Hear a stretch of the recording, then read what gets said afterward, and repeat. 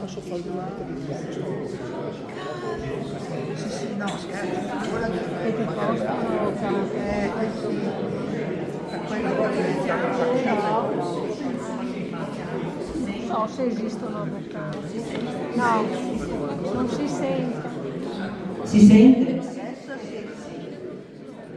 Allora, finalmente abbiamo qui gli amici di Fisi, insomma è da un po' di tempo che avrei voluto organizzare una serata insieme. Adesso abbiamo l'opportunità, insomma stanno portando in giro per l'Italia questo libro, questo libricino, quindi ho preso la palla al balzo, come molti sanno, sì. Guarda, che l'immagine non l'ho visto.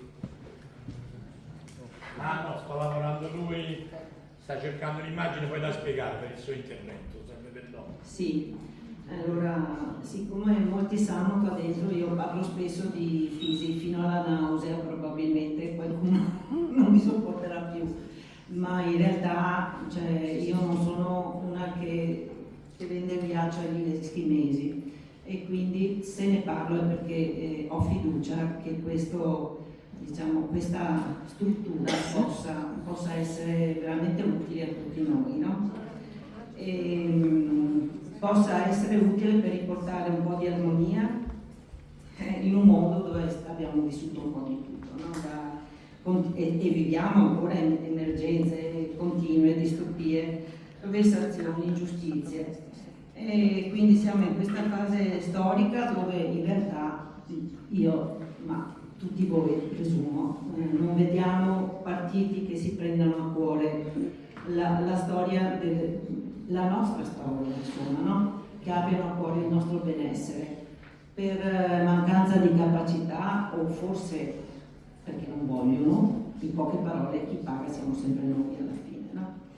E quindi anche affidarsi sui partiti diventa veramente difficile. Vabbè, oggi abbiamo Vanacci, no? Vedete? E quindi ecco, la Fisi è arrivata in Veneto la prima volta a Mestre proprio, ancora mi sembra nel 2021 avevo organizzato una manifestazione con i lavoratori e per i lavoratori e così quella volta invitai Ciro Silvestri che fu subito disponibile e da là insomma mi sono avvicinata a lui, a Fisi ed è continuata questa frequentazione, questa collaborazione e devo dire insomma che ho sempre più, stando vicino insomma, ho apprezzato sempre di più la coerenza e la serietà e l'impegno. E quello che più mi colpì allora, ma mi colpisce ancora oggi in qualche modo, è che non è solo un sindacato che si occupa della tutela dei lavoratori e del lavoro, ma un sindacato a cui stanno a cuore i diritti umani, i diritti costituzionali e da quando li conosco, insomma, partecipano a tutte le battaglie che ci sono. Per esempio nel 2021 la Fisi proclamò quello che venne definito il primo sciopero generale per la difesa della Costituzione, no? E quindi questo consentì a tante persone di raggiungere Trieste proprio nel momento in cui c'era quella grande mobilitazione in corso, no? Quando, vi ricordate, venne introdotta la tessera verde, la maledetta tessera verde. E da allora il sindacato ha sempre continuato ad essere presente in numerosissimi fronti, battaglie, promuovendo iniziative, ma soprattutto sostenendo iniziative già in corso, le più interessanti, insomma quelle più...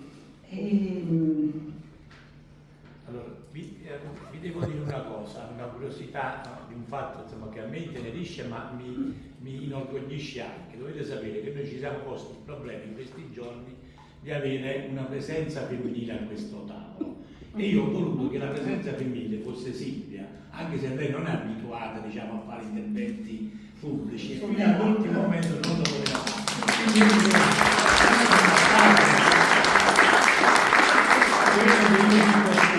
Quello che dico spesso, non valgono tanto la capacità di dire belle parole, stasera abbiamo degli oratori eccezionali a questo tavolo, ma vale la testimonianza, quello che si fa nella vita, e lei secondo me è quella più capace, anche di tutto il tavolo messo assieme, di essere rappresentanza di resistenza e di impegno, quindi un applauso.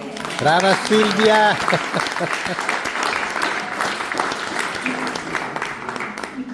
Però in effetti non sono abituata a parlare in pubblico, quindi sto facendo una fatica boia, in poche parole. Allora, cosa vuol dire questo sindacato dal mio punto di vista potrebbe crescere per incidere maggiormente nei luoghi dove si assumono decisioni importanti e per accedere ai tavoli di confronto e portare la voce di chi spesso è ignorato, no? E significa anche, in questo momento particolare, evitare che organizzazioni sindacali indipendenti e minoritarie vengano progressivamente marginalizzate da un sistema che continua a presentare criticità legate all'attuazione dell'articolo 39 della Costituzione, che rischia, attraverso il quale insomma, i piccoli sindacati rischieranno o di sparire o di essere assorbiti.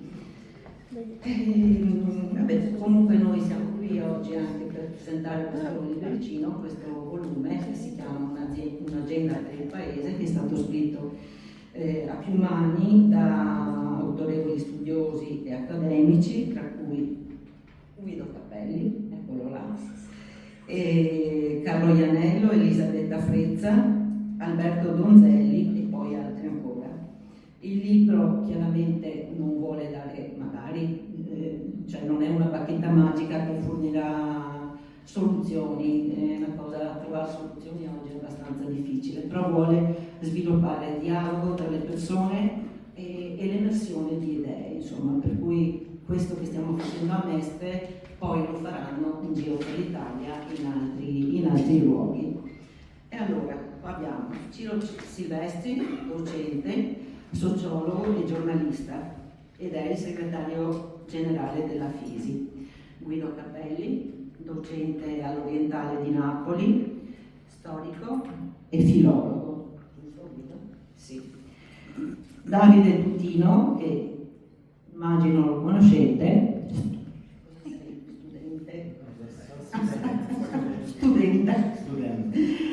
docente anche lui, e è una figura nota, insomma, perché comunque ha partecipato, cioè proprio per il suo spirito indipendente e libero, insomma, e il coraggio anche che manifesta e la determinazione, ha portato avanti varie battaglie, possiamo dire lo sciopero della fame, è andato in Russia a portare un regalo a Putin quando non potevano uscire o entrare merci dall'Italia alla Russia e viceversa, e poi ci ha aiutati qua col ticket, è andato a caccia di multe che non gli volevano assolutamente dare. Posso solo Sì. precisare, diciamo, di Russia come disobbedienza civile, non ci tengo perché non era un atto, diciamo, personale, ma è un atto per cui dico ci spettano di diritto da 2 a 6 anni di carcere e attendiamo che i magistrati si muovano su questo, perché altrimenti se fosse un regalo, no, proprio siamo andati a disobbedire, ci siamo autodenunciati qui in Italia e attendiamo che i magistrati Non ti vogliono neanche loro, Davide, non ti arresteranno. Quindi poi abbiamo, sì, e sempre le azioni che fa sono accompagnate, questo lo devo dire perché lo apprezzo molto, da grande gentilezza e rispetto verso gli altri. Poi abbiamo Roberto Cherubino, che è docente, saggista, e infine si collegherà da remoto più tardi l'amico Leonardo Guerra, biologo molecolare, che in questi giorni l'avrete visto tutti, insomma è molto impegnato nel richiamare l'attenzione pubblica sul principio di precauzione in relazione a sperimentazioni che stanno facendo sul mondo animale. E quindi anche in questo fronte FISI sostiene questo tipo di battaglia. Ecco, volevo dire una cosa, se volete poi alla fine fare un intervento, se qualcuno ha voglia di dire qualcosa, di fare però magari se vuol fare interventi sarebbe meglio magari che lo dicesse a Monica, non la vedo, eccola là, che si prende nota, e brevi, però 2-3 minuti, se no non andiamo più a fame. Bene, Ciro. Bene, allora, io direi di procedere in questo modo, in modo che insomma, dopo avere un quadro un po' più completo. Partirei con Davide Tutino, il quale presumo ci parlerà di disobbedienza, no? Oramai è diventato, quindi partirei con lui, poi il professore Guido, vediamo un po' calcoleremo l'orario se posso tornare, e concluderei io, ma per dare poi soprattutto la parola a voi. Quindi cercheremo di stare nei 10-12 minuti noi come intervento, vi preghiamo o di fare domande nell'arco dei 3 minuti o eventualmente di fare un intervento che duri 3 minuti per dare più voce a voi, quindi per dare più voce. Se resterà un po' di tempo magari faremo insomma un secondo giro di interventi, quindi prego Davide, può iniziare.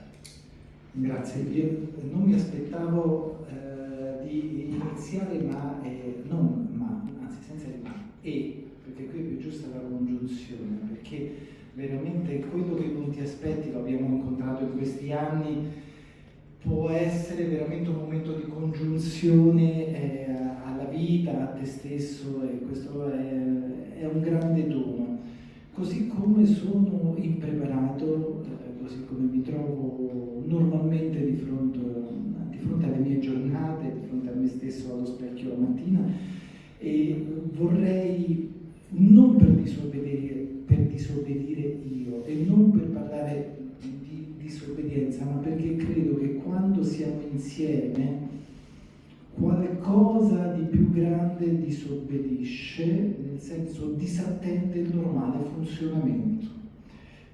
Perciò chiedo, siccome intendo davvero, adesso guarderò il cronometro tuo Silvia, e intendo davvero attenermi in maniera obbediente al minutaggio, però chiedo che cominci tra poco, cioè mi serve il tempo, no, neanche il tempo, mi serve la possibilità di ringraziare.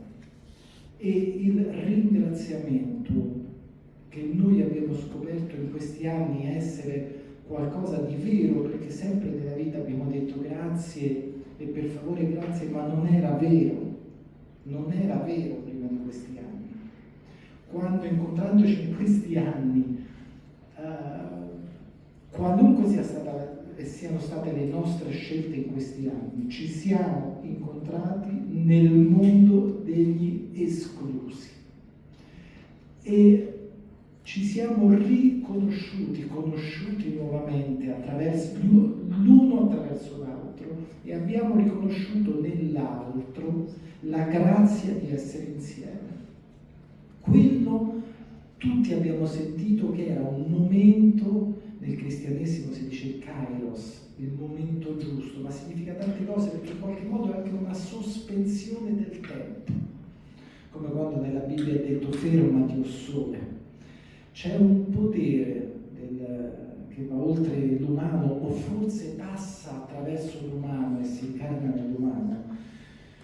Attraverso questo potere il tempo è arrestato e in qualche modo è anche rimescolato, ed è il potere della grazia, e noi lo sentiamo quando siamo insieme in questo modo. Abbiamo fatto uno sforzo il sabato, è assurdo, il sabato a quest'ora, non c'ha senso nelle nostre vite precedenti, perché noi negli ultimi anni ci siamo reincarnati in questa vita qua, che è assurdo dedicare il sabato sera a queste cose.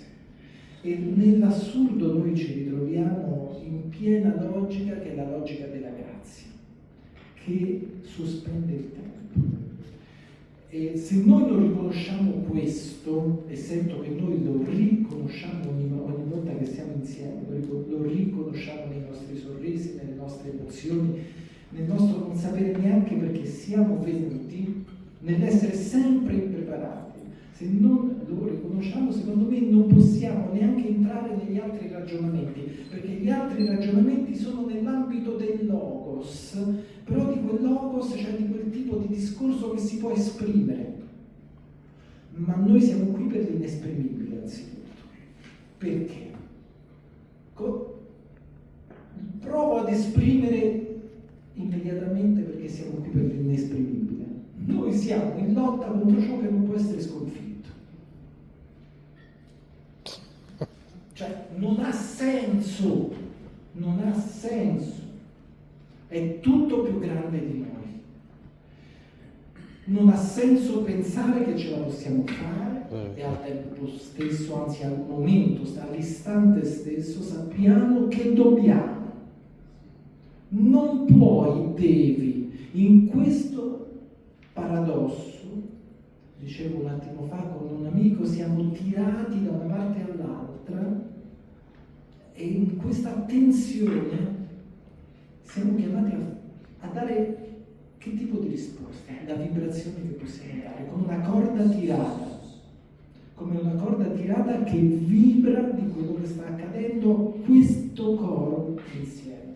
La parola insieme, vi prego, teniamola nel cuore e non nella mente. Perché quando tra poco dirò sindacato, cioè giustizia insieme, è qualcosa che va ben oltre questa teoria che è preziosissima. La teoria e il lavoro enorme che hanno messo per questo, che è un lavoro di studio grande ed è un lavoro teorico senza il quale noi non possiamo, cioè se noi non abbiamo il lavoro teorico di architettura, non sappiamo da dove uscire. Allora senza di questo noi non abbiamo l'uscita, ma senza di questo noi non abbiamo nessun motivo per uscire. Dovremmo rimanere qui in questa situazione di esistenza, non di vita, che ci è prospettata come ineludibile. There is no alternative, non c'è alternativa, è il motto del principe di questo mondo e del principio di questo mondo che stiamo vivendo, del neoliberismo sì, ma noi sappiamo, a molti di noi è chiaro che è un motto diabolico. Perché diabolico? Parliamo del diavolo con le corna? Sì o no? Non mi interessa se c'ha le corna o non c'ha, ma è diabolico perché divide l'umano in due parti. L'umano si chiede, esco da lì o esco da lì? Il diabolico ti dice, non puoi scegliere, ma l'umano dice, io non sono umano se non scelgo. Io sento di me dentro di me questa spinta. Allora, vabbè, chiaramente il tempo sospeso, no, quello è ricominciato. Quindi io, sì, ecco, 5 minuti, 7 minuti. Ecco. Allora, io vorrei solo stare a un piccolo momento di questo manuale di sopravvivenza alla fine del mondo. Fine nel senso, probabilmente molti di noi vedranno qualcosa di interessante alla fine. Forse non tutti, ma molti di noi dopo la fine vedranno qualcosa di molto interessante se sapremo vivere e dare carne, la nostra carne, a quella forma di disobbedienza che è la scelta. E per scegliere bisogna essere insieme, e per essere bisogna essere insieme. Perché l'individuo che abbiamo difeso in questi anni come retaggio, cioè eredità delle lotte illuministe che dicevano sì, ma tu non mi puoi entrare qui dentro, non puoi togliermi le proprietà, perché io sono l'individuo, chiedo scusa, quello con i diritti dell'illuminismo. Tu non mi puoi fare a pezzi. Allora, l'individuo che noi abbiamo difeso e difendiamo ha necessità di crescere e di trovare una nuova verità anche nel condividuo, in una persona, come è detto nel saggio, anche qui nel saggio di Giustiniani, quali politiche per la persona. Dietro la parola persona c'è qualcosa che va al di là dell'individuo, cioè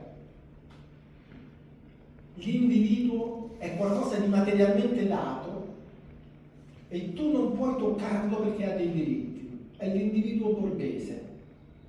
siamo tutti abbastanza borghesi perché ce la caviamo, diciamo, no? Però, l'appoggio qua perché sennò non faccio tutto il tempo così. Però riconosciamo e stiamo riconoscendo sempre di più che senza la comunità che ci è stato insegnato, siamo stati addestrati a vedere nell'altro il limite delle mie libertà piuttosto che anche la condizione delle mie possibilità di libertà, e dunque con l'altro devo competere, non devo unirmi. Ecco qui che la parola sindacato è diventata una bestemmia come la parola partito, e io che non ritengo, lo dico ovunque, mi sono iscritto a tutti i partiti possibili che abbiamo dichiarato, proprio per dire continuo a puntare su tutti questi cavalli, ma non sono quelli la risposta. La risposta la troviamo nella ricostruzione della comunità, nel tornare a vedere nell'altro un compagno di percorso e che non ci si salva da soli.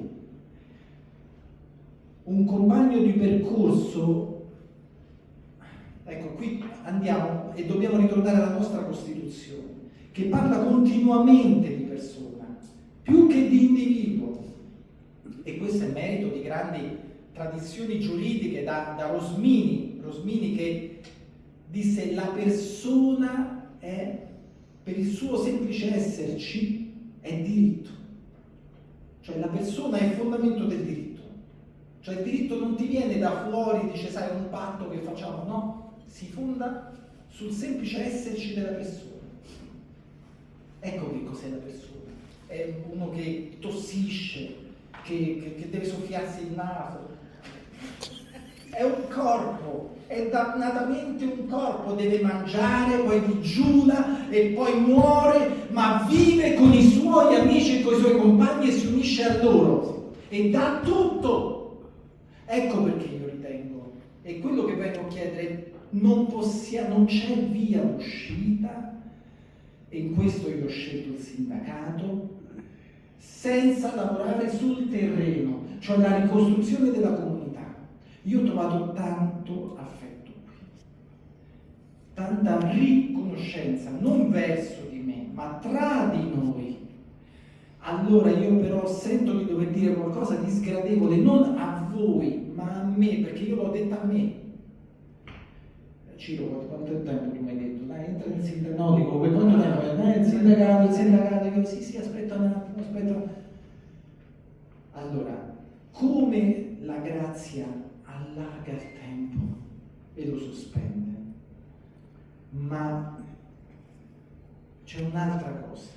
La grazia di essere insieme ci darà il tempo, che noi vediamo che non c'è più, che è tutto molto veloce, ma se saremo insieme, tutto questo noi lo possiamo superare. Quindi io spero che ci sarà meno amore tra di noi e più iscrizioni. Veramente, possiamo detestarci, quello non è un problema, possiamo litigare, possiamo sbagliare. Dobbiamo sbagliare insieme, perché non abbiamo strumenti di comunità e abbiamo un solo strumento che ci è rimasto, che è un'istituzione e che ci è stato a fianco in ogni momento su quella guerra contro l'umanità, per fermare le guerre attuali, su tutto quello che stanno facendo, e che ha promosso il primo e unico della storia italiana sciopero a oltranza per la difesa della Costituzione. L'ha pagato molto caro e il nostro segretario sta pagando molto caro sulla propria carne tutto questo.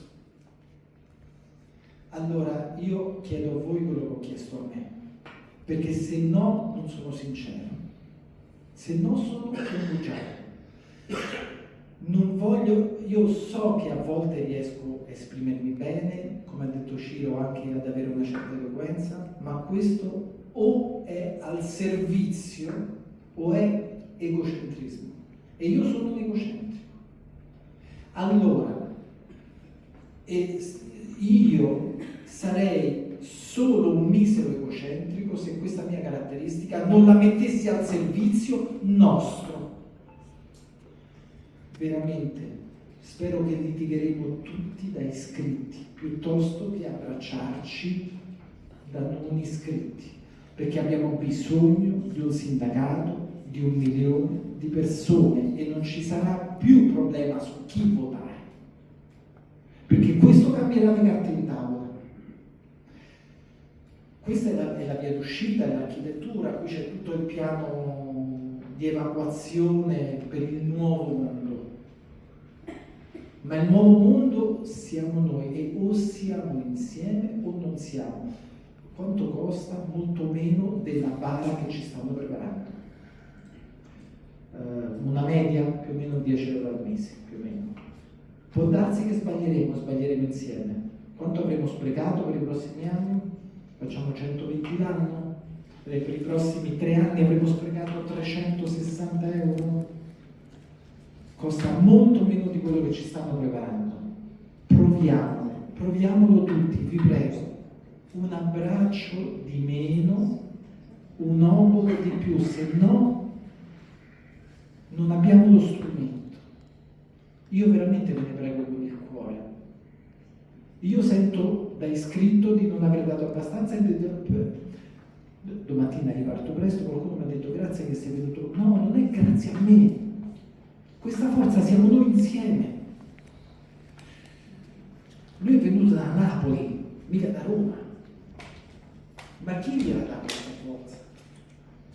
Cioè questo io ogni volta che vedo Guido, che per me è un professore universitario eccezionale, io mi sento veramente, non lo so, ma dico io sono finito in un mondo che ha delle risorse grandissime.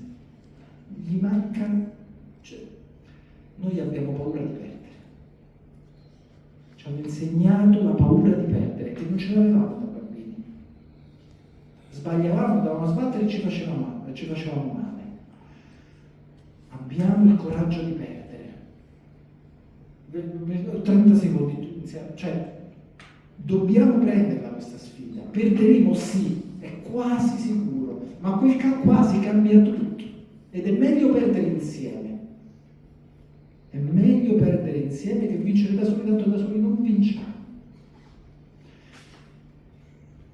Quindi questo è il mio appello. Spero che sia arrivato con la necessità del mio cuore. Io sento che non ho dato abbastanza. Per quello vi do questo appello. E grazie.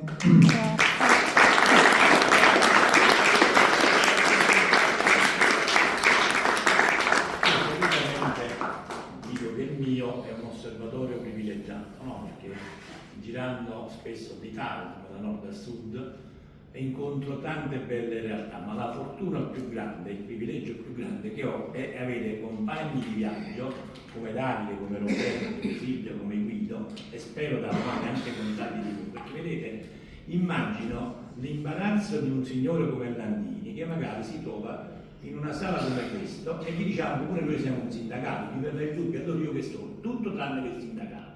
Noi possiamo dire con orgoglio che siamo un sindacato perché il senso di giustizia a cui faceva riferimento Davide ce l'abbiamo dentro come un fuoco, come dire, è quello che ci dà energia per combattere assieme. Quindi quando facciamo un appello ad aderire alla FISI non è il semplice appello perché deve quadrare un conto numerico, perché quello si può fare anche con tanti trucchi come hanno fatto gli altri. A noi non ci interessa quello, a noi ci interessa essere veramente presenza viva nella società, perché è così che cambiamo le cose. Non è con le tante belle chiacchiere che pure servono, che pure ci aiutano, ma che non ci risolvono i problemi. E noi dobbiamo imparare i problemi a risolverci da soli, perché non verrà nessun salvatore a portarci la ricetta, la soluzione. Le cose le dobbiamo fare noi, pensare, fare e passare dal sogno alla realtà. Quello è quello che bisogna fare, né più né meno. Quindi grazie Davide per questo intervento e passiamo invece la parola al professore Roberto Cherubino. Grazie professore a tutti. Ma io devo dirlo a questo punto, no? Perché sono qua? Perché sto in Fisi? Per stare in Fisi, io utilizzo questo termine, ho mollato la poltrona di segretario della CGIL.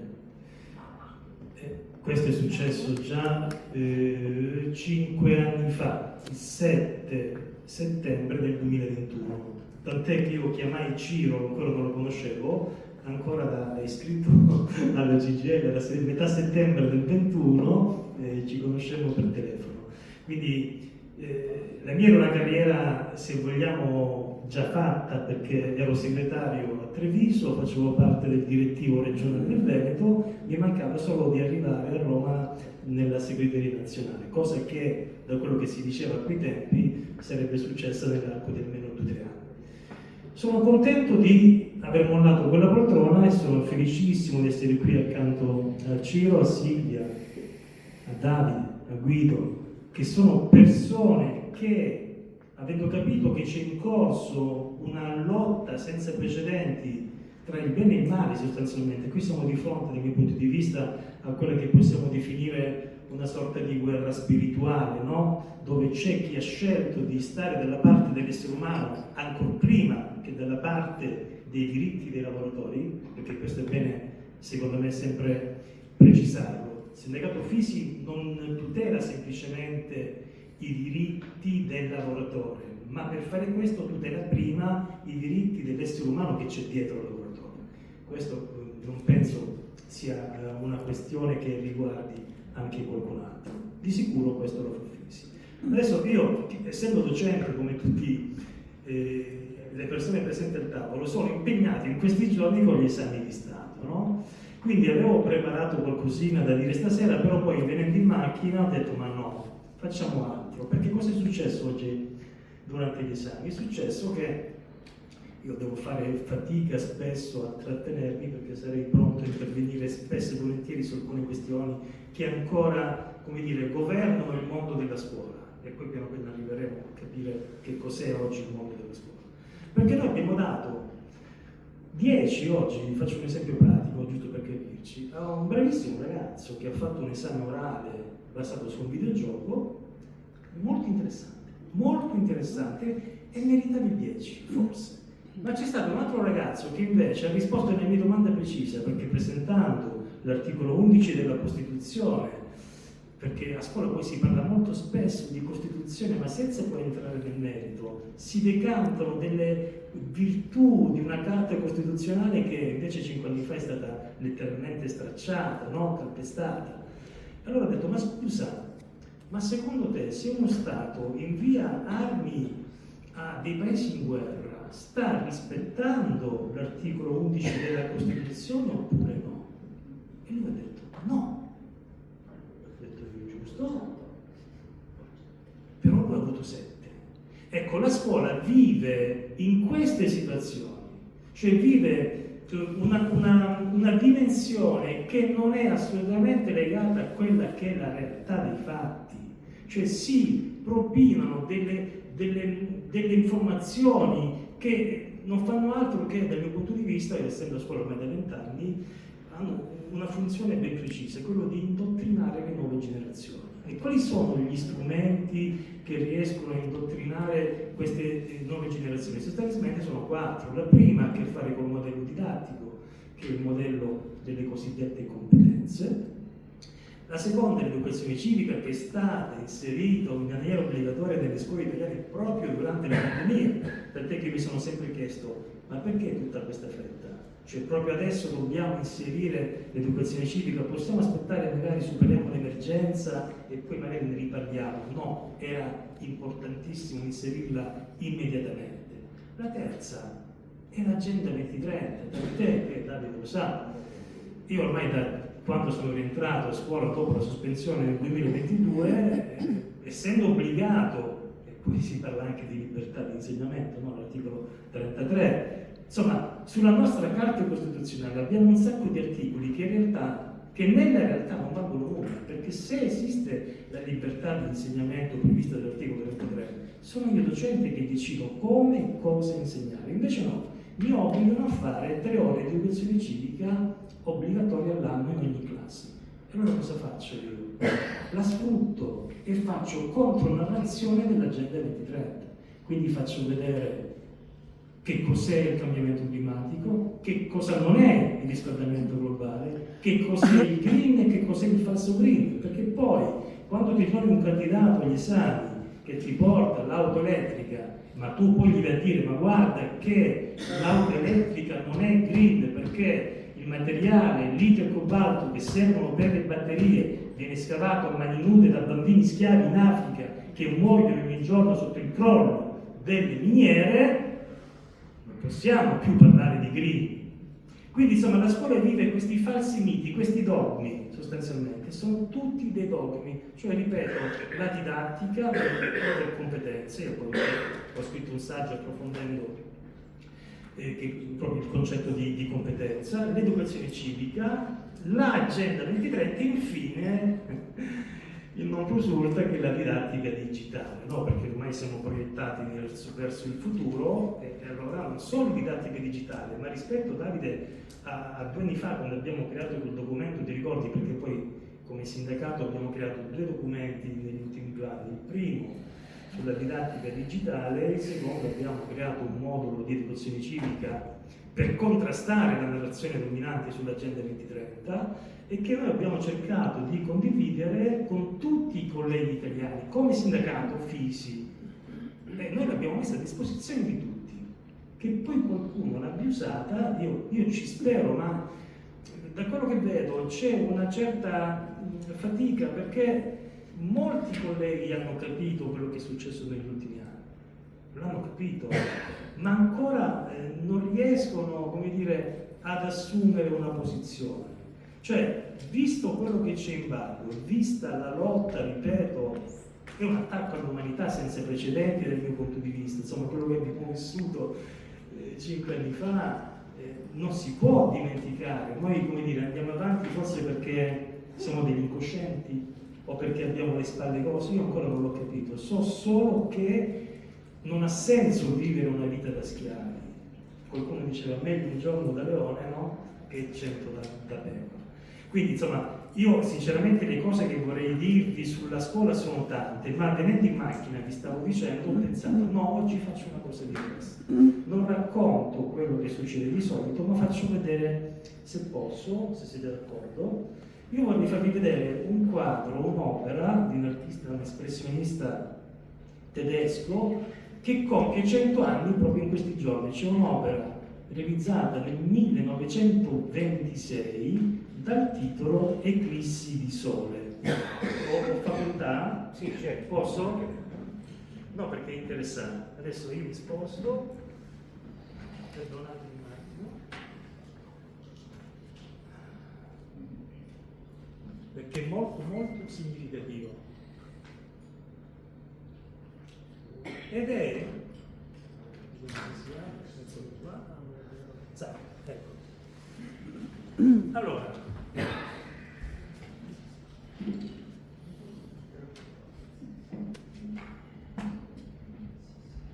Eclissi di Sole, Georg Gross, 1926. Attenzione, tra l'altro, questo, Silvia, quanto tempo mi rimane? 30 secondi. 30 secondi. 7 minuti, allora posso andare con me, perché è davvero molto interessante. Tra l'altro, la cosa più interessante è che insegnando da 20 anni io sto notando come anno dopo anno alcune opere d'arte, alcuni quadri spariscono dai libri di storia perché sono opere pericolose per il sistema, per il potere. Infatti quest'opera non si trova più su nessun libro, almeno io, su tutti i libri che ormai mi vengono proposti ogni anno, no? Sapete che poi a un certo punto veniamo sommersi da tonnellate di carta, perché poi dietro sono le case editrici che pensano e sperano di guadagnarci col cambio del libro, ma io quello che noto è che alcune opere non ci sono più. Questa è una di quelle opere che ormai sui libri di storia dell'arte non ci sono più. Cosa stiamo vedendo? Tanto il titolo lo scopriremo all'ultimo perché si chiama Eclissi di Sole, ma qui siamo di fronte a un tavolo che, se notate bene, ha un tappetino verde, come se fosse un tavolo di gioco, no? In realtà qui però non si gioca a poker, si gioca con la vita delle persone. Chi c'è a questo tavolo? Beh, la cosa che ci balza immediatamente agli occhi sono queste persone senza testa che rappresentano in realtà la classe politica, rappresentati senza testa non perché non sono in grado di capire o di comprendere, ma rappresentati senza testa perché loro non contano nulla. Io vi ripeto che questa è un'opera del 1926, ma non è mai stata dal mio punto di vista tanto attuale quanto lo è oggi. Quindi qui abbiamo dei politici che non contano nulla, che sono solo esecutori di ordini, infatti li vedete con la penna perché firmano leggi, documenti, perché in realtà al tavolo c'è un altro tizio che sembrerebbe essere l'imperatore, il Presidente della Repubblica. Tra l'altro è proprio colui, da Hindenburg, che poi diede il potere a Hitler, perché essendo lui tedesco, Gross, lui si riferisce chiaramente alla situazione politica della Germania degli anni 20 sostanzialmente. E abbiamo un re, una persona potente che però ha con sé due elementi particolari. Uno è la spada che è insanguinata, da notare bene, l'altro invece è un crocifisso. Come dire, in qualche modo su questi due elementi ci sono diverse interpretazioni da parte dei critici, non c'è una versione univoca, però sostanzialmente quello che dovrebbe significare è che il potere può anche colpire, diciamo, come dire, in nome di Dio, no? Perché è lecito che il potere possa colpire e decidere ciò che è vero, ciò che è giusto e ciò che è sbagliato. In realtà quello che l'opera ci dice è che dietro c'è qualcun altro col cilindro che suggerisce al potente di turno, cioè colui che, come dire, appare sui media, che sembrerebbe comandare, che in realtà nemmeno lui comanda nulla, perché a comandare sono gli industriali, non a caso il tizio col cilindro sotto l'ascella, armi e treni. Quindi parliamo sostanzialmente, se dovessimo fare una proiezione all'oggi, sostanzialmente parleremo oggi delle multinazionali. E poi l'altra figura interessantissima è quella dell'asinello con i paraocchi, se notate. Cosa rappresenta l'asinello con i paraocchi? L'asinello con i paraocchi rappresenta il popolo, che si nutre da una mangiatoia che non contiene cibo, ma contiene giornali, cioè si nutre di mainstream, di falsa informazione, di informazione istituzionale e crede a quello che il potere propina come informazione. Poi io su questa anche una mia teoria, io credo che l'errore più grosso, apro parentesi ma la chiudo subito, l'errore più grosso che abbiamo fatto come società occidentale è quello di aver creduto che dopo la seconda guerra mondiale l'Occidente, come dire, fosse entrato in un periodo di libertà, di democrazia e di pace eterna, quindi ha dato per scontato quei valori che invece Socrate ci insegna che devono essere difesi ogni giorno, quando dice che la democrazia è un cavallo nobile ma indolente e che per tenerla sveglia occorre un pensiero vigile. Quindi abbiamo un popolo che si nutre di menzogne, crede a queste menzogne e poi in basso, non molto visibile, ve lo faccio vedere qui, non so in questa zona se si vede, sì, qui sotto una grata c'è il volto di un giovane che per alcuni, come dire, dovrebbe identificare i poveri ragazzi tedeschi morti durante la prima guerra mondiale, perché siamo nel 1926, quando in realtà il vero significato è quello che chi si mette di traverso rispetto al potere viene in qualche modo ostracolato, ingabbiato o rinchiuso. Cioè questi sono i dissidenti. Ecco, se vogliamo oggi noi potremmo in qualche modo simboleggiare non solo la disobbedienza, ma anche la dissidenza rispetto a un potere che pretende di essere rispettato, e poi qui ci sarebbe anche da collegarsi a quello che è il fascismo degli antifascisti di Pasolini, ma non abbiamo il tempo. Concludo e arrivo al titolo dell'opera, no? Che dicevamo prima, eclissi di sole. Perché? Perché il sole è oscurato da una moneta, dal dollaro. Cioè, qui io ripeto, questo non è un'opera fatta 2 anni fa, ma 100 anni fa. Cioè, Georg Gross ci dice che ciò che comanda nel mondo è il potere economico. Ecco perché tutti sono corrotti, tutti si vendono. E quindi l'eclissi di sole, il sole viene in qualche modo coperto da quello che è la forza del denaro. Questo è. Io avrei anche finito, forse ho superato il tempo. Grazie.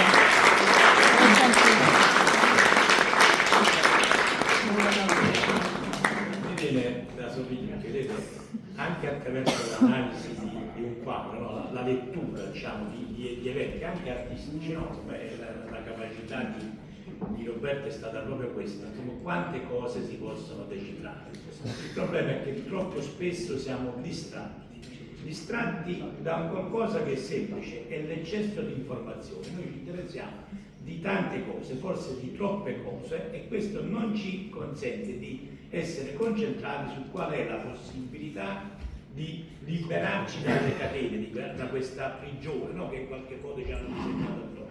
E continuiamo a far parte di questo quadro, non riuscendo a superare i confini di questa cornice. Ogni tanto dovremmo ritagliarci un po' di tempo per riflettere innanzitutto con noi stessi, con la nostra coscienza, e per stabilire, insomma, se vogliamo rimanere in quel quadro oppure ci vogliamo mettere fuori dal quadro. Questo, insomma, poi sostanzialmente è il problema che ci tiene prigionieri. Diamo la parola al professore Guido Cappelli. Grazie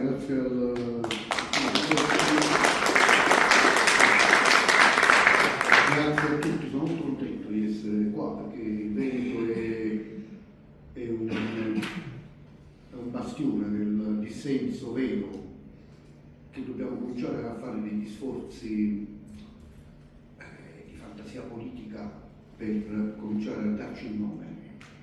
Io parto dall'idea che esiste un settore della società che attraversa l'Italia, più o meno forte a seconda di certe aree. Questa è una delle aree più forti, che è l'area del dissenso, magmatica, una galassia complessa, in parte contraddittoria, in questo momento attraversata dalle stesse tensioni della politica nazionale e dalla geopolitica internazionale, ma un'area del vero dissenso, è quella che nasce al fuoco, al calore della grande accelerazione storica che ha significato l'introduzione del Green Pass e di fatto è uno stato di eccezione.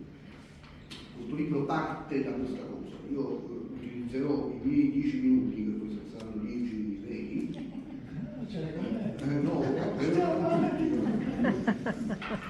No, perché invece è molto interessante quello che è stato detto fino adesso. Utilizzerò questi 10 invece per parlare un po' del libro, diciamo, però naturalmente le ragioni del libro, del significato profondo del libro. Il libro parte da questo, cioè parte da un trauma storico molto forte. Un trauma storico che ha coinvolto tutta l'umanità. Per la prima volta nella storia, allo stesso tempo, sono stati chiusi in casa miliardi di persone. E quello che è più in crisi di tutti, e quello che ha rivelato la crisi peggiore di tutte, è quella della nostra civiltà. Io non ho mai pensato di mettere le cose sui termini di una crisi del liberalismo, una crisi del parlamentarismo, una crisi di rappresentanza, no? Come si dice sempre. Questo è senz'altro vero, ma c'è qualcosa di più profondo. C'è qualcosa che il potere non avrebbe mai raggiunto se non avesse scatenato questo stato di eccezione, ed è stata la coercizione continuata e profondissima sulle vite di ciascuno sempre. Se voi ci pensate, ogni potere è un po' coercitivo, no? Quando paghiamo le tasse, quando prendiamo la patente, quando paghiamo il telepass, qualunque gesto è un obbedire a un potere, ma sono piccolissime dosi di obbedienza che ci permettono di funzionare come società. Se non ti fermi al semaforo succede un incidente. Bene, benissimo, allora io mi limito, non passo il semaforo quando è rosso. A Napoli sapete che la cosa è più così, ma ci mettiamo d'accordo fra di noi, non ci sono incidenti in effetti. Ma in qualche modo la regola la devi seguire. È completamente diverso quando il potere, come ha fatto nei 2 anni della follia pandemica, che con la scusa di una malattia perfettamente gestibile entra nella tua vita, in ogni secondo della tua vita, determinandola completamente. Questo in un tempo che non è di guerra, perché il paragone c'è, ed è quello del tempo di guerra. Quando è che la tua vita è determinata completamente? Quando ti tirano le bombe, devi andare, devi uscire dal letto, devi andare per il rifugio antiaereo, devi fare le file per il razionamento, no? E quindi è lì in una guerra. Da questo deriva, diciamo, la diagnosi che molti di noi hanno fatto, cominciò Giorgio Agamben, il professore in Veneto, no? Della professora Padova, che è lo stato di eccezione. l'eccezione permanente, ma l'eccezione permanente è il segno di una guerra contro il popolo. Quindi è vero che non esiste più che la categoria di destra e sinistra, di cui questo libro è il primo superamento coerente, diciamo, perlomeno in Italia e perlomeno non nella teoria politica, cioè nell'applicazione politica. Il libro si occupa di tutti i settori importanti di un governo, diciamo, è come se rappresentasse una diagnosi o un programma ombra, diciamo, per rispetto, ma si occupa a partire di questo di quella che è una vera e propria guerra contro i popoli, cioè la verticalità, la lotta verticale che supera, rispetto alla quale le categorie di destra e sinistra sono completamente inadeguate, sono strumenti inadeguati. E infatti vediamo in quale confusione mentale versano le destre e le sinistre, il che favorisce poi questa guerra contro i popoli, cioè di elite che non hanno più niente di destra e di sinistra, ma appartengono a un nemico, a un settore. In questo splendido quadro si vede, no? La traduzione diciamo moderna di questo settore ha un nome a cui che noi dobbiamo cominciare a usare, che è il transumanesimo globalista, è la sfiducia del popolo, che è una vecchia malattia della nostra civiltà. Perciò lo parlo di crisi di civiltà. La nostra non è una civiltà perfetta, è una civiltà che alberga dentro di sé tanti punti neri, tante nevrosi, tante follie. La prima delle follie della nostra civiltà è quella del limite, che non a caso i grandi testi antichi, l'Antico Testamento, la mitologia greca, ci avvertono contro questa nevrosi della nostra civiltà originaria, no? La torre di Babele, equipararsi a Dio, creare l'uomo nuovo. È un po' questa l'idea, quando elite nevrotiche, che hanno perso, nichiliste, che hanno perso qualunque contatto con la realtà e con il limite, con il senso di limite, si credono superiori. Potreste rastrellare dichiarazioni di politici tipo Draghi, no? Che diceva tutto compiaciuto, cioè la gente è fuori, non capisce niente. Chi è fuori dal circolo del gioco non ha alcuna capacità di analisi e tantomeno di decisione. Questa è la loro mentalità. Questa è la loro mentalità. Quando elite nichiliste e malate pensano, trasferiscono, proiettano la propria nevrosi sulla società e pensano di rifondare l'essere umano creando degli individui premium e degli individui basic. Le masse di persone con la faccia verso la terra, cosa non è un antico sogno delirio che risale alla Repubblica di Platone. Platone c'ha questi tic, no? In un passo della Repubblica di Platone si dice i figli degli esseri inferiori, che la società platonica divide in superiori e inferiori, i figli degli esseri inferiori non abiteranno la città, saranno ai margini, saranno il nostro margine, avranno problemi a uscire di casa, perché il mondo, quando sentite che il mondo è fatto per 2 miliardi di persone, oppure che il carbonio lo distruggerà, il carbonio e i restanti 6 miliardi di persone siamo noi. Questa è un po' l'idea. Allora il libro combatte contro questo, prendendolo un poco da tutte le parti, cioè parte da questa idea di eccezione permanente. Che cosa è successo? Che cosa anche quando sentiamo la Costituzione, ha detto molto bene Roberto Perubino, finiamola di idolatrare questa Costituzione, che se noi fossimo un giorno per avventura, non sarà la nostra generazione, ma arrivasse al potere un'area del dissenso, come quella che noi orgogliosamente stiamo seminando, dovesse arrivare al potere, la Costituzione la dovrebbe rifare, perché è piena di elementi scuri, contiene dentro di sé il vincolo esterno, è stata massacrata, ma soprattutto non vincola più. Chi come me, anch'io mi sono fatto sospendere e ho perso il corso all'università nell'anno 2022 e ho vissuto questa situazione, sa benissimo che quando io vidi la mala parata e portai le lezioni all'università per strada, visto che non si poteva entrare con Green Pass, andai io a farla per strada, il prezzo a pagare è stato altissimo. Scrissi una lettera al mio rettore, vi do una notizia: il rettore universitario ha un potere gigantesco e gestisce un budget superiore a quello di un ministero medio,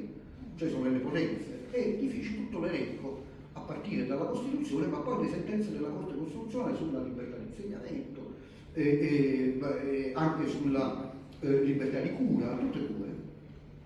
Io mi disse in faccia, e allora che fu? Dico, guarda che questa è la Costituzione, cioè la mia libertà di insegnamento è garantita dalla Costituzione, ma io so benissimo, perché ci vivo nell'università, progetti, cioè i finanziamenti che puoi avere sono tutti stabiliti, vengono tutti dalla Comunità Europea, dall'Unione Europea. Sono tutti a tema. È tutto cambio climatico, è tutto transumanismo, è tutto globalismo, è tutto fuffa gender, cose di questo tipo. Altrimenti il finanziamento è molto difficile da fare, anche se sei di nicchia ormai.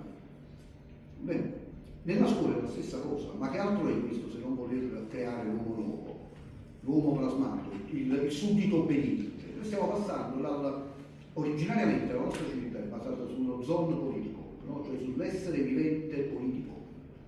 Aristotele ci spiega, no? Perché stiamo al mondo? Perché siamo diversi dagli animali.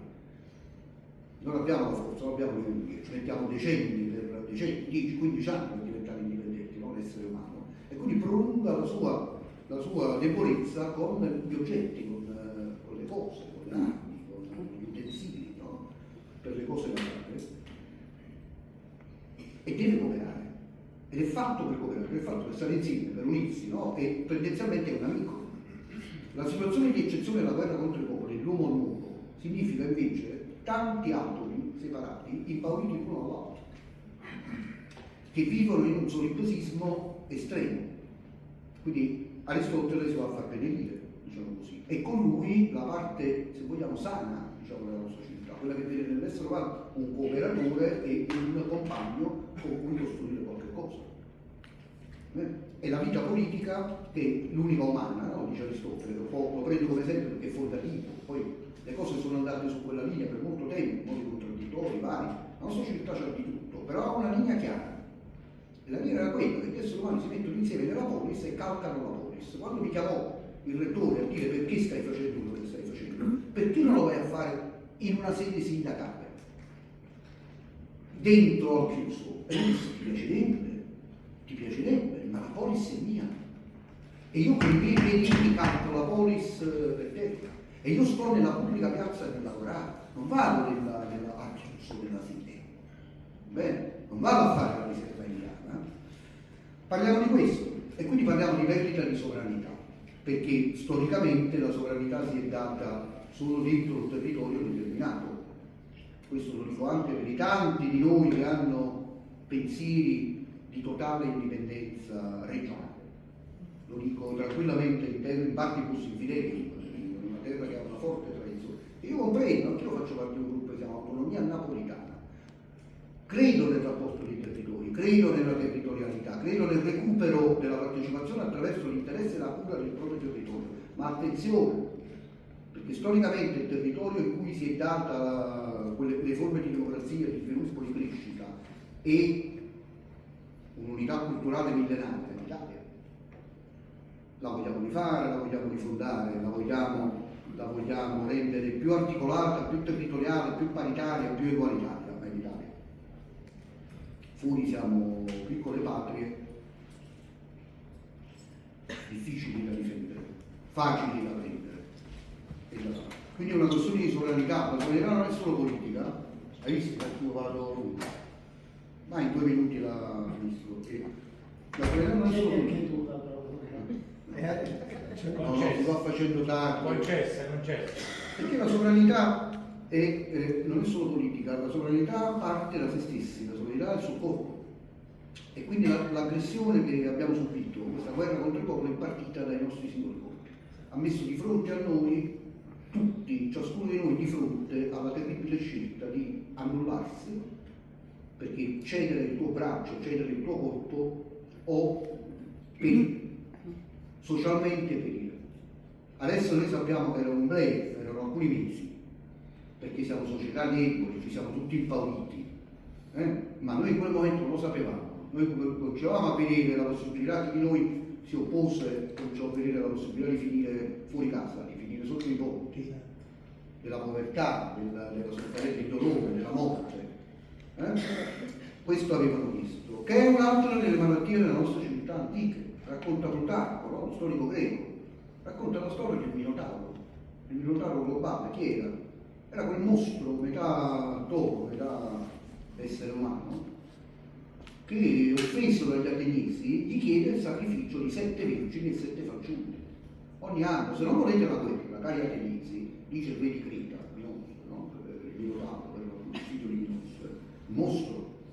è nato da un accoppiamento mostruoso, quindi il transumanista che vuole nutrirsi di sangue e di corpo è un mostro, è nato dall'accoppiamento della donna con il topo, Pasifari, no? E lui che cosa dice? Vuole 14, 7 maschi e 7 femmine bambini da uccidere nel labirinto di vita. Che cos'è stato la pandemia, la follia pandemica? È stato il Minotauro globale. È stato il Minotauro che prende la forma dei comitati scientifici, dei comitati ONU, dei panel, fino a Bassetti, fino a questi buffoni, no? a questi viroscari, ma veniva da molto lontano questa cosa. Quello è il Minotauro globale, quello che ti sta chiedendo il sacrificio massimo, tu e i tuoi figli. Il libro si occupa di questo, cioè il libro cerca di andare su ogni aspetto di questa idea, superando questa idea, torniamo alla Costituzione, volevo se bene, no? E non è così, perché le Costituzioni funzionano quando le società sono in accordo fra loro, quando c'è stato un momento costituente, che normalmente nasce da momenti di trauma, di violenza. L'Italia dopo la seconda guerra mondiale, anche in Germania, sono costituzioni che originariamente erano molto belle, ma quando i patti si sono rotti, quando la Costituzione non conta più niente, quando io devo nel piccolissimo mettere nel mio syllabus, cioè nel programma che ogni giugno devo dare all'università per l'anno dopo, l'adeguamento della mia materia all'Agenda 2030 come una voce obbligatoria, cioè quanto ti stai adeguando all'Agenda 2030, è un po' in tutta Italia, no? Cose di questo genere. Quando io sono obbligato, io non lo sarò uno dei tanti che dirà, dei pochi che dirà di no, quando siamo obbligati, come già sta succedendo, a fare corsi di formazione obbligatori con domanda umiliante di un PowerPoint automatico che non va avanti se non risponde alla domanda su come trattare con le colleghe, sai, sul genere.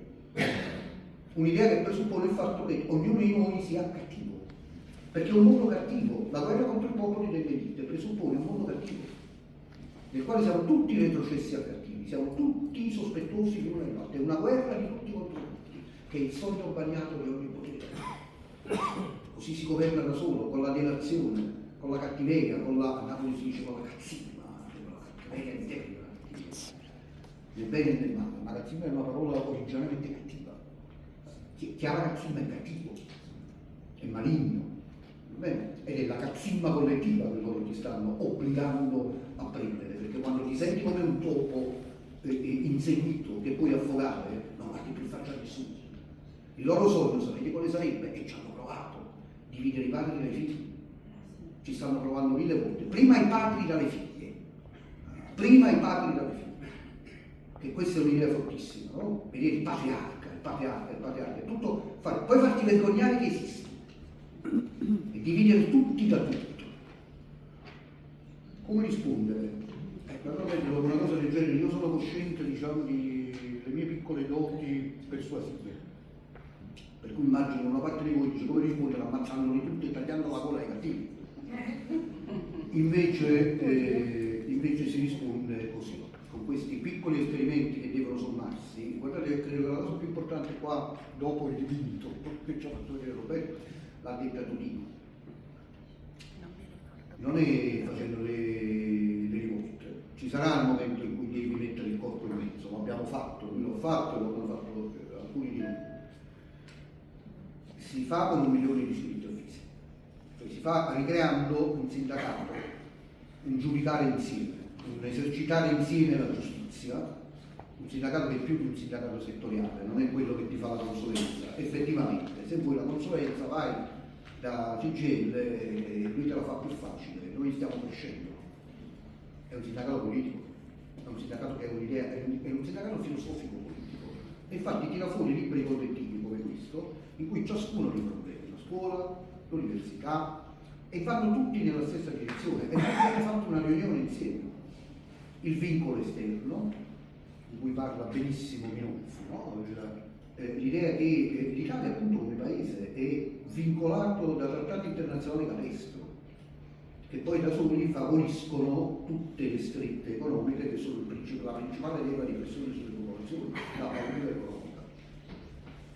e così continua su tanti temi: il lavoro, l'energia, la finanziarizzazione, cioè il libro è fatto così, ecco, su questo possiamo credo concludere. Il libro è fatto così, individua un settore problematico. Bene, possiamo dirlo facilmente, ammesso che lo trovo all'inizio, eccolo qua: le politiche per la persona umana, svincolarsi, districarsi, rinnovarsi, svincolarsi dai trattati politici e geopolitica, svincolarsi da questa rete antidemocratica che ci hanno messo in mano. La sanità, pagare la salute non la malattia, cioè l'idea appunto che stiamo alimentando potenze che poi dopo ci vengono a chiedere il conto. Ecco, servizi pubblici privatizzati, un altro ritorno al pubblico che è fondamentale, il declino economico, da punto che individua la finanziarizzazione. Noi abbiamo smesso di produrre. La base produttiva americana, che è la nazione egemone purtroppo nell'Occidente, è infinitamente più piccola. Sapete quanto ha fatturato Elon Musk l'anno scorso? 18 miliardi di dollari, e non è niente rispetto alla sua quotazione in borsa che è di trilioni. 18 miliardi di dollari non produce niente rispetto a quello che lui valuta con la carta straccia. Quanto dura una cosa del genere? Come credete che siano successe le grandi rivolte nella storia? Quando i debiti avevano paralizzato le società e avevano il ricatto collettivo. Poi la scuola, poi l'università, che tra l'altro mia sorella che ha fatto l'università, che è stata senatrice accademica, una grande oppositrice di tutto il sistema di controllo dell'università e tutto il sistema premiale, perché il Green Pass è stata la punta di lancia di qualcosa che ormai è generalizzato. Se fai il bravo c'è il finanziamento, se non fai il bravo, cioè leggi, se fai ricerca per conto tuo e non segui le nostre direttive, il finanziamento non ce l'hai. È tutto così. E con questi siamo stati tutti retrocessi a bambini, no? A chi si dice non puoi uscire di casa? Al bimbo. A chi si dice se fai il bravo avrai il premio, la paghetta, altrimenti no, rimani, non esci con gli amici. E bambini, tutti i bambini. Non spesso parlo di questa. Sì, e anche grandi, cominciassero a pensare un po' in grande. Ecco, forse è così. E infine, naturalmente, giustizia territoriale, perché invocare l'Italia, questo molti amici napoletani non lo capiscono ancora. Invocare l'Italia non vuol dire non riconoscere l'altra patria, non vuol dire assolutamente. Mettiamocelo in testa che le identità non possono essere fluide, ma possono essere multiple, scalari, a vari livelli. Io ho tutto il diritto e mi sento napoletanissimo, figlio della mia patria piccola, ho vissuto 20 anni all'estero, italianissimo. Quando state all'estero vi assicuro che vi ricordate dell'Italia ampiamente, vi ricordate la vostra città, ma vi ricordate del paese, c'è poco altro, perché sei visto come tale, ti senti tale. Loro sono belli, francesi, spagnoli, non vi preoccupate, il vostro problema lo so fare. E anche su questo saremo in più, non vogliamo essere più sfigati. E poi per la de-escalation tecnologica, cioè a combinare tutto il discorso sulla intelligenza artificiale. Qual è la soluzione? La soluzione è questa: sono 1000 agende per il paese, 1000, le dobbiamo fare tutte insieme. Per farle tutte insieme ci vogliono 1 milione di iscritti al sindacato. Sembra un'utopia, ma quando nasce nel 1848 il Partito Socialista sono 4 carbonari che poi mettono il mondo in scacco. Bene, le avanguardie hanno sempre portato, noi siamo l'avanguardia, voi siete l'avanguardia, dobbiamo farlo, dobbiamo riuscire a creare un blocco di difesa contro un polo enorme e sconfiggere, perché lo possiamo fare. Non dobbiamo pensare a domani, alla prossima elezione, dobbiamo pensare in grande, possiamo uccidere il minotauro globale. E questo è il mio spirito, uccidiamo il minotauro globale.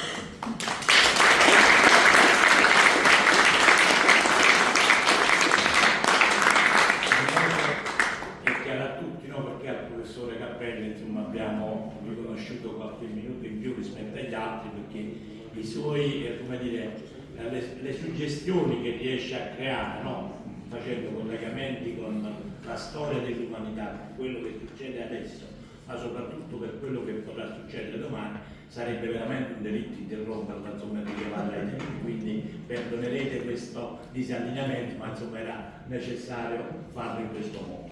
Prego, sì. Sì. Così, sì. Niente, abbiamo Leonardo Guerra in collegamento. Leonardo Guerra l'avevo invitato, pensavo fosse qua in zona, invece è a fare il nonno in Sardegna e mi ha detto posso collegarmi da remoto? No, non l'avevamo prevista sta cosa, per cui però ho detto a questo punto se hai piacere vieni a salutarci, quindi è qua insomma, anche perché sta facendo una battaglia importante con noi, insieme a noi, per noi in questo momento particolare, e quindi eccolo, sei collegato. Sì, è collegato, magari se vuole può accedere anche alla telecamera, non so se ha una telecamera, così lo vediamo pure, ma poi intervenite. Leonardo, ci senti? Mi sento, mi vedo, adesso apro la telecamera, buonasera a tutti. Bene.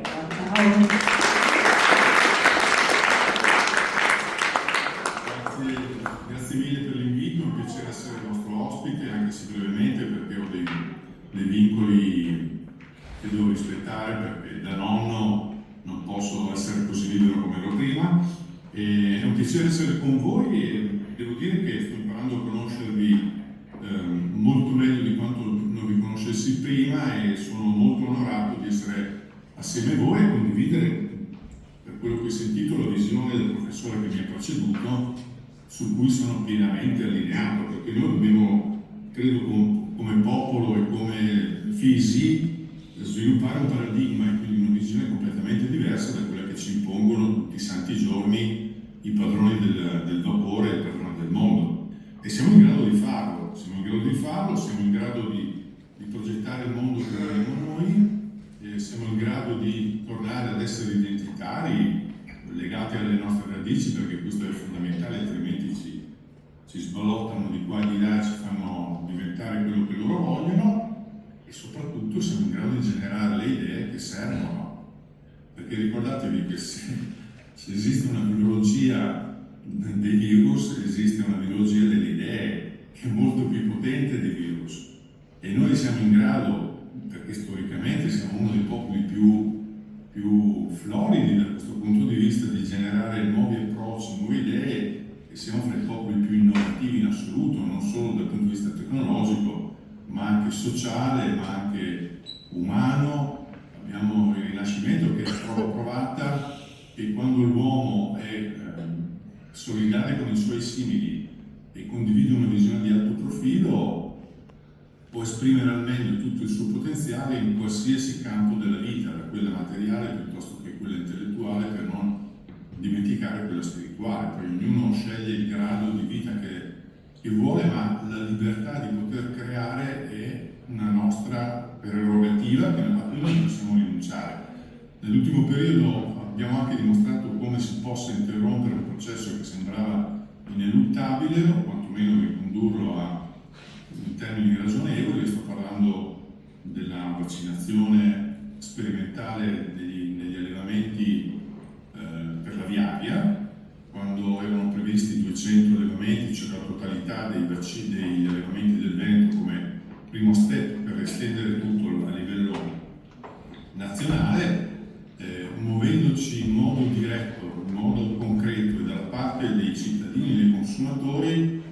Con questa visione siamo stati in grado di organizzarci spontaneamente, di creare e sorprendere quella che è la tecnocrazia di cui si vanta e si avvale il sistema che ci vuole schiacciare, per ricondurre da 200 a 5 allevamenti in questa sperimentazione.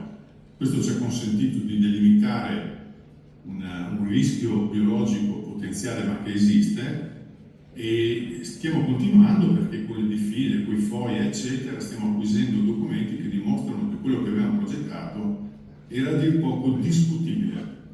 È arrivata la prima partita di FOIA e questi signori vogliono imporci lo stesso metodo Covid in ogni comparto della vita umana, e questo noi non possiamo accettare, non possiamo concedergli di farlo e di farlo diventare prassi, perché sapete che la prassi è molto più potente della legge. Noi dobbiamo imporre la prassi che interessa e difende i cittadini, i consumatori, i padri di famiglia, i bambini in primis, perché su questo non si transige.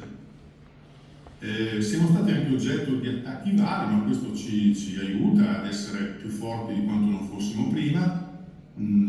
La tecnocrazia esiste, lo sappiamo, ci ho scritto sopra 2 libri, quindi non mi sorprende, erano tutte mosse previste, le stiamo riconducendo a nulla di fatto, perché essendo preparati riusciamo a neutralizzarle, le evidenze sono tutte dalla nostra parte e arriveremo ad una conclusione molto rapidamente per dimostrare che il popolo italiano, se si organizza, è in grado di avere tutto il potere che serve per dettare l'agenda di questo Paese.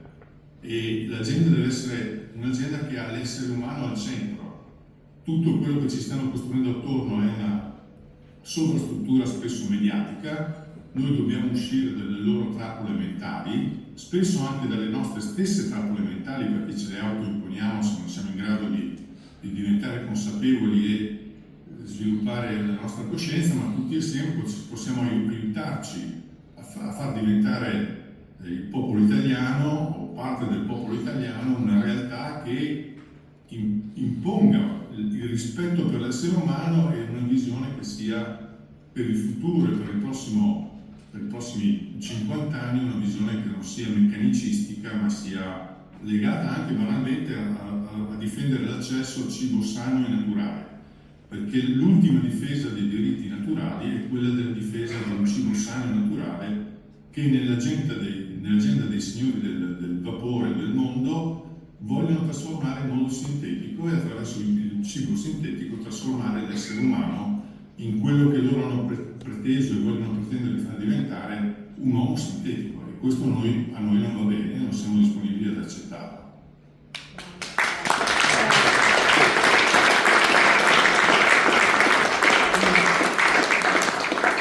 Leonardo, questo è un periodo sicuramente difficilissimo per tutti, però è anche, come dire, carico di cose da fare e per certi versi anche un po', come dire, entusiasmante, nel senso che stiamo imparando un sacco di cose e ci stiamo mettendo tanto impegno, credo, no?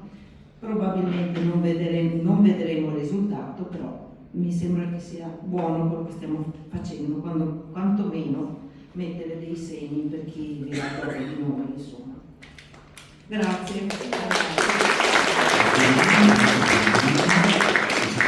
Sono a disposizione, se no vi seguo per un po' e poi vado dalle mie nipotine. Ti aspettiamo a Mestre allora a settembre-ottobre. Piacere. Va bene? Va bene. Ciao, grazie.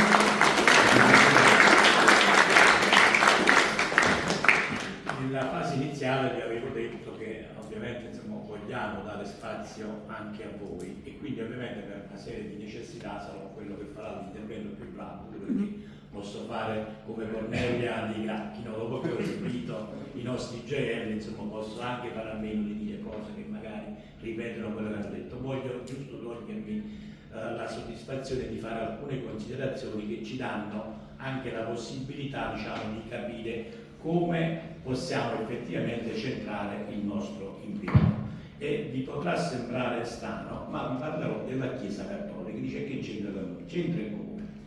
Se c'è un'istituzione che è la più longeva tra le istituzioni terrene che conosciamo è la Chiesa Cattolica. Voi immaginate quante trasformazioni l'umanità ha subito in 2000 anni? Mamma mia. Oggi poi che siamo in quest'era moderna, le trasformazioni sono così rapide che hanno cambiato anche la percezione del tempo. Noi abbiamo l'impressione, mentre una cosa la capiamo un pericolo, capiamo che sta succedendo qualcosa, non riusciamo neanche ad orientarci a capire che vogliamo fare, che arrivi qualcosa di nuovo che mette in discussione tutto quello che fino a quel momento, e quindi questo ci dà una sensazione del tempo che è molto più veloce e noi ci sentiamo sempre più smarriti, sempre più, persi in questo mondo che non riusciamo più a comprendere, e questo ovviamente crea per noi un problema serio.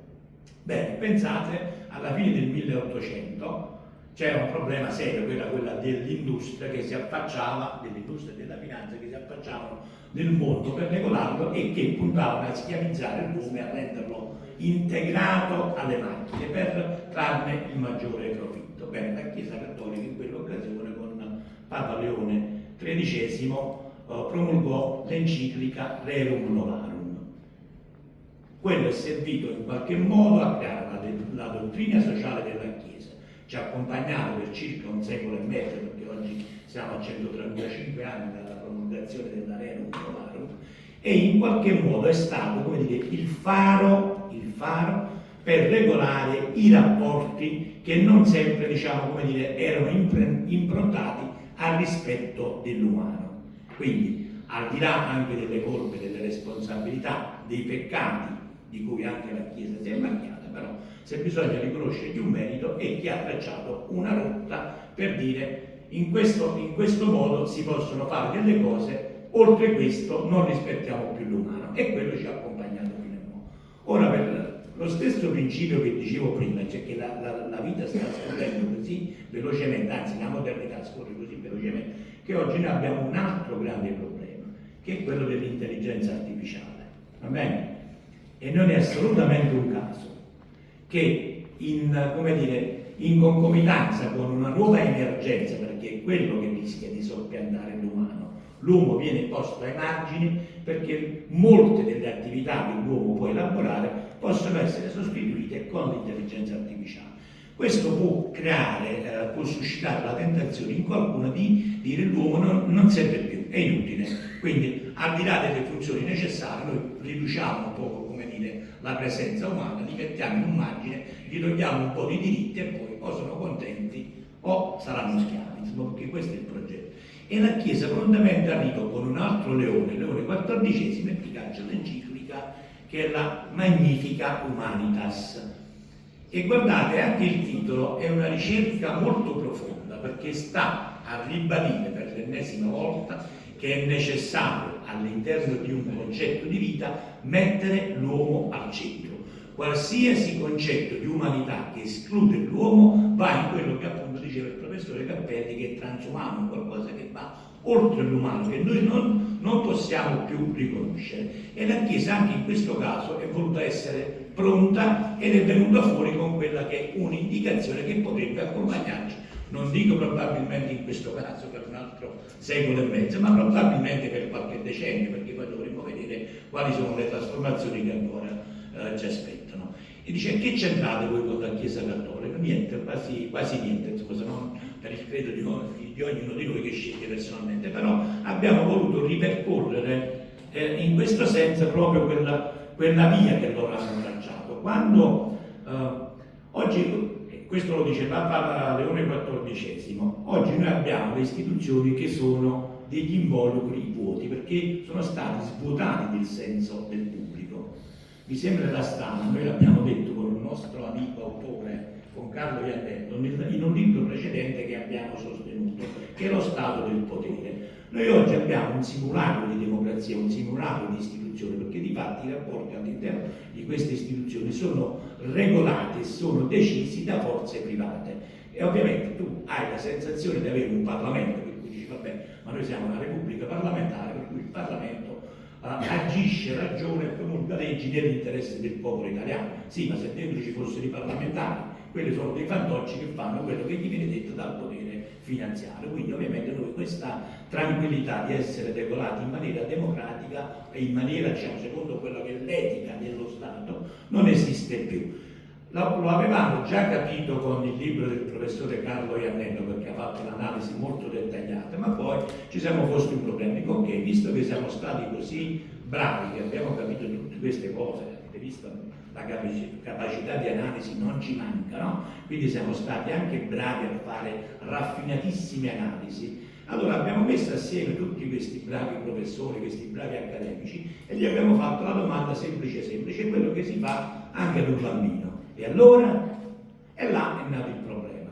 Se noi abbiamo consapevolezza che la rotta che questa nave scalcagnata, che il nostro paese, che la nostra civiltà, che l'Occidente, tutto quello che vogliamo fare, sappiamo che la rotta è sbagliata, perché è una rotta che sta mettendo ai margini l'uomo, e allora bisogna cambiarla la rotta. Ma per cambiare la rotta, guardate che ci vuole molto coraggio, perché i rischi non sono pochi. E parlo di rischi sia, diciamo, come dire, materiali, ma anche di un'altra serie di rischi che poi capirete che non sono di secondo piano, perché la prima cosa che ci viene detto: però insomma, un progetto presuntuoso. È vero, noi siamo presuntuosi, noi abbiamo la presunzione di credere ancora nell'umano. Io non mi vergogno nell'essere presuntuoso, a credere che ci sia ancora una speranza nell'umanità, perché noi preserviamo questo come valore, quindi sono orgogliosamente presuntuoso. Ci dicono: siete dei sognatori, e certo, siamo dei sognatori, perché sognare è ancora possibile per pensare ad un mondo che possa vivere in pace e non non necessariamente pensare sempre a nuove guerre che non fanno altro che annientare l'umanità. Qualcun altro potrebbe anche dirci che siamo degli illusi. Bene, noi ci vogliamo illudere che le soluzioni ancora ci siano. Quindi capite perché è importante anche, perché detto così come è stato detto stasera, puntiamo al 1 milione di iscritti al sindacato, cioè questi stanno proprio fuori di testa. Non stiamo fuori di testa perché tutte le grandi rivoluzioni sono iniziate così.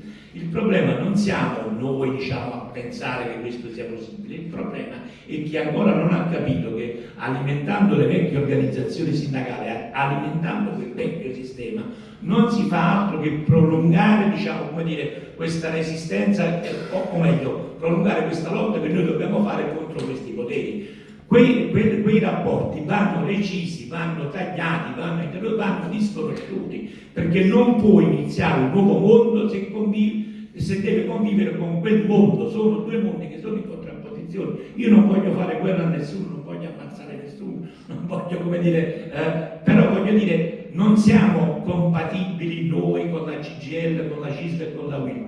Quindi per esistere noi come fisi bisogna far sì che non esistano più quelle organizzazioni, e questo purtroppo non lo possiamo fare noi, perché se fosse per me domani mattina li dichiarerei sindacati, diciamo, come dire, illegali, perché non rappresentano più i lavoratori ma rappresentano gli interessi della finanza e quindi del padrone. Lo farei domani mattina, non lo posso fare, si può fare solo in un modo, esercitando quello che ogni tanto parliamo tutti quanti, la sovranità popolare. Ma come la vogliamo esercitare questa sovranità popolare? Appropriandoci di quegli strumenti che ci consentono di dire quello che vogliamo per il nostro paese, e quello strumento è il sindacato, non ci sono altri strumenti, perché guardate, non è assolutamente un caso che le leggi, diciamo, di rappresentanza parlamentare politica abbiano le soglie di sbarramento. Voi sapete, no? Perché per avere bisogna raccogliere le firme, altrimenti non si entra, non si fa, e poi raggiungere quella percentuale, insomma, che diventa sempre più alta per impedire alle forze, diciamo, alternative a quel sistema di entrare all'interno delle istituzioni. Dovete sapere che questa legge vale anche per i sindacati, perché esistono sindacati rappresentativi, badate bene, perché hanno superato la soglia del 5% che loro hanno messo anche nel sindacato, e sindacati come il nostro non rappresentativi, per cui a quel numero non ci arriva. Ma nessuno ci può togliere il valore di rappresentare quelle battaglie di giustizia e di verità che tutti quanti possiamo fare. E che cosa si sono sognate? Voi sapete che queste grandi organizzazioni sono fortemente in crisi, stanno perdendo iscritti tutti i giorni, tutti i giorni. Bene, il governo della signora Meloni ha pensato di fare un decreto legge il 1 maggio, si chiama appunto DDL 1 maggio, in cui toglie ulteriori prerogative ai piccoli sindacati per fare in modo che siano direttamente controllati dalle grandi organizzazioni sindacali, dalle confederazioni sindacali. Questo è un obbrobrio, perché già lo era per diciamo, in applicazione dell'articolo 39 della Costituzione, che invece garantisce la libera associazione sindacale. Bene, questo è un ulteriore attacco alla libertà e alla democrazia. Perciò quello che dobbiamo fare non è soltanto un progetto ambizioso, a 1 milione di lavoratori iscritti al sindacato ci dobbiamo arrivare, ma ci dobbiamo arrivare anche presto, per impedire che il prossimo governo possa sognarsi o di innalzare le soglie o di cambiare nuovamente le regole in corso. Perciò che è necessario chiunque, a qualunque titolo che sia, dal disoccupato al pensionato, all'autonomo, all'operaio, al dirigente, alla casalinga, si iscrive al sindacato per far capire che insieme questo equipaggio, magari apparentemente scandierato, la rotta di questo paese la vuole cambiare veramente. Noi non siamo più disposti a tollerare sulle nostre spalle, sulla nostra salute, sui nostri diritti e soprattutto sulla nostra dignità, a tollerare degli sciacalli che per un bene interesse economico stanno invece distruggendo l'umanità. Perciò è necessario contribuire a far crescere il sindacato. Non è soltanto una questione numerica. Volete la sovranità popolare, dovete decidere come ci volete arrivare, perché altrimenti sono parole vuote. Come vi ho detto prima, le parole contano poco, quello che conta è la testimonianza, è quello che farete domani mattina, iscrivendovi al sindacato. Quindi questo libro noi non l'abbiamo fatto per vanità, per dire guardate siamo bravi anche a scrivere libri, lo abbiamo fatto proprio per far capire agli italiani che c'è una differenza tra chi ha le idee chiare su quello che bisogna fare, perché adattare il pensiero ogni volta, così come fanno gli sciacalli della politica, adattarlo in base alla platea. Noi quello che pensiamo lo scriviamo, lo documentiamo e diciamo questa è la nostra proposta. Potrà non piacere probabilmente probabilmente sarà anche modificata grazie al contributo che ci viene da tanti incontri, da suggerimenti che ci vengono, ma la rotta è quella maestra, è quello di decidere che al centro del nostro impegno c'è la tutela dell'umano. Questo è fisso, quindi non potete fare a meno domani mattina, chi non l'abbia già fatto, insomma, di iscrivervi a questo sindacato. Ora lascio la parola, poi insomma, se qualcuno vuole intervenire. Ho il treno, devo scappare. Grazie. Il libro dove lo posso comprare? Ah, ok. Grazie, mi sono sentito a casa, grazie. Grazie a te. A presto. Ciao. C'è qualcuno che vuole intervenire? Non mi fate pregare, ho detto intendete il sindacato come una famiglia, prego, vieni, come una famiglia, quindi siamo tutti a pari livello, interveniamo, diciamo, critichiamo, se diamo suggerimenti, quello che è necessario. Il poeta, il nostro poeta.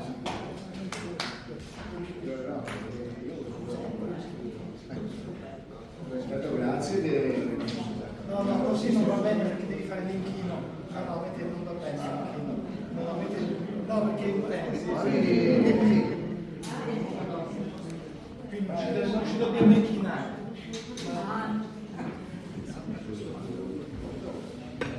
Ringrazio gli interventi, veramente volevo fare una domanda al professore Cappelli, perché trovo affinità con tutti gli interventi, però mi è rimasto impresso la nascita della Costituente, perché è diverso tempo che penso che la nostra Costituzione è balneare, cioè non ha portato gli argini a quello che è successo, pur comprendendo che è una bella Costituzione sul senso e sui significati, ma non ci sono le condizioni attuative. Nell'analisi che lei ha fatto, la nascita della Costituente è un qualcosa che mi ha illuminato, diciamo, nel pensiero che mi piacerebbe riscrivere la Costituzione. Ecco, è un pezzo che dico, bisognerebbe non riscriverla, aggiungerla. E per aggiungerla manca sempre un pezzettino. La decadenza che abbiamo di questo paese è proprio l'allontanamento dalla Costituzione. Sentivo un'intervista di Partigiani nel 1947 che dice, sono andati su tutte le scuole, dicevano: noi abbiamo dato sangue e la vita dei nostri amici per questo pezzo di carta, se voi non lo fate valere non vale niente. Però effettivamente ci siamo tutti dimenticati della Costituzione e domani ce la dimenticheremo ugualmente. Ora, per farla, e mi aggancio, mi mancava proprio questo passaggio, perché secondo me il problema è creare dei comitati cittadini per valutare cioè dei comitati cittadini giuridici, perché abbiamo visto che la magistratura, diciamo, corrotta, insomma, non c'è in Italia la magistratura, non c'è la politica, non c'è la polizia, non c'è l'esercito, non c'è niente. O meglio c'è, ma dipende da queste istituzioni che non ci sono. Ma per far rispettare questa Costituzione servirebbe dei comitati cittadini di persone scelte tra insegnanti, sindacati, cose che quando una qualcosa non funziona li fanno nascere questa Costituente, la rifanno rinascere. Prendiamo il politico di turno e diciamo: perché non hai rispettato questa regola? Adesso siamo noi nuovi giudici e ti mettiamo al banco. Ecco, questo è il punto. Poi grazie. La domanda è dello stimolo. Forse facciamo uno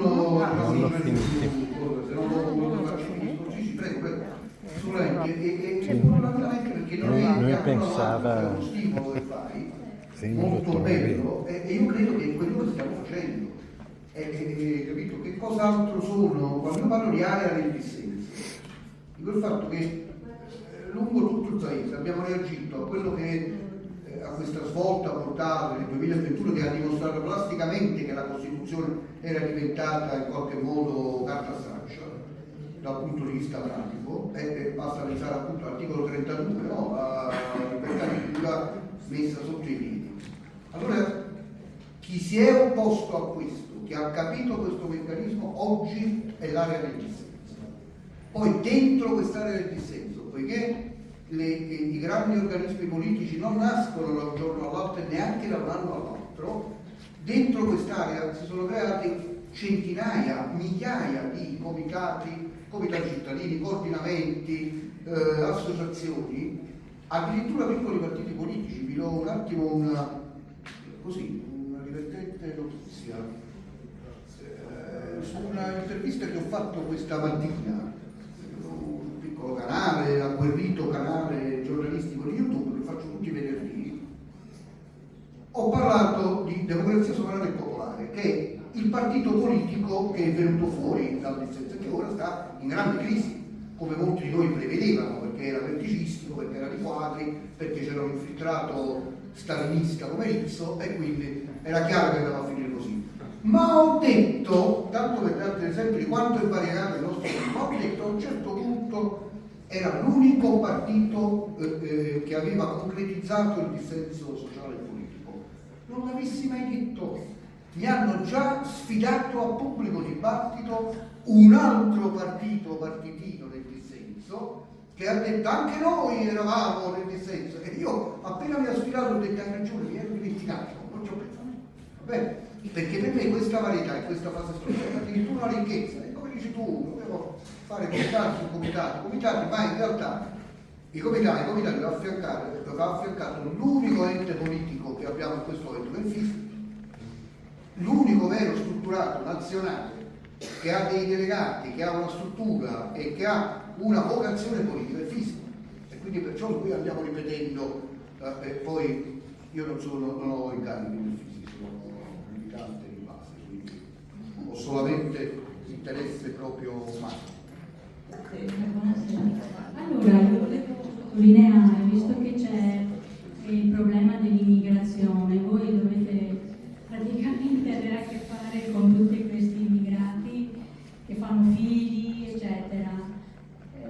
Gli scrivete anche questi, cioè è facile scriverli a vostro favore. Allora, se ti riferisci a quello che ha fatto il PD di utilizzare una fragilità di questo momento del nostro paese e dell'umanità per portare un vantaggio al sindacato, di queste manovre non ne abbiamo bisogno.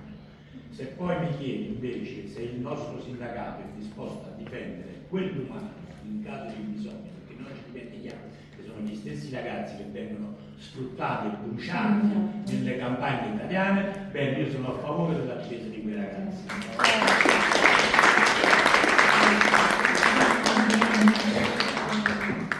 Io posso aggiungere una piccola cosa su questo, che credo sia interessante e stimolante la domanda, e quindi voler aggiungere una piccola cosa a questo. Se venissero restaurati i diritti del lavoro e le retribuzioni minime, come erano fino a 30-40 anni fa, il problema dell'immigrazione, né regolare né irregolare, si risolverebbe immediatamente. Perché? Perché il grande capitale e anche il medio capitale che sfrutta, che quasi non avrebbe nessun interesse a chiamare questi schiavi, perché questi sono i nuovi schiavi. E ti dico di più, io ho studiato molto la schiavitù nel tempo, la schiavitù attuale è peggio di quella medievale, perché nel Medioevo tu avevi il diritto a un tetto e a un vitto e allora. Oggi no, oggi sono lasciati alla disperazione.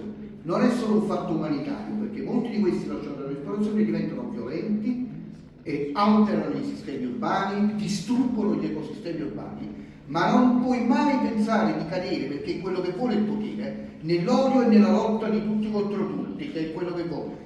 Allora noi non puntiamo la remigrazione, è una presa in giro, è impossibile. è impossibile, è svuotare il mare, è una cretinata. Quello che devi fare è devi seccare la fonte dell'arrivo. E come la secchi? Creando, quindi hai capito tu il problema là lo risolvi con tutta un'altra cosa, il problema del lavoro.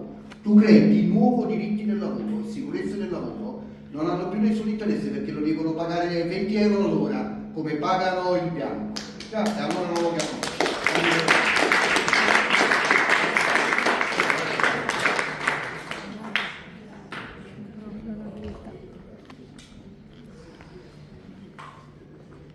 Scusate, io sono emotiva però ho tanto da raccontare.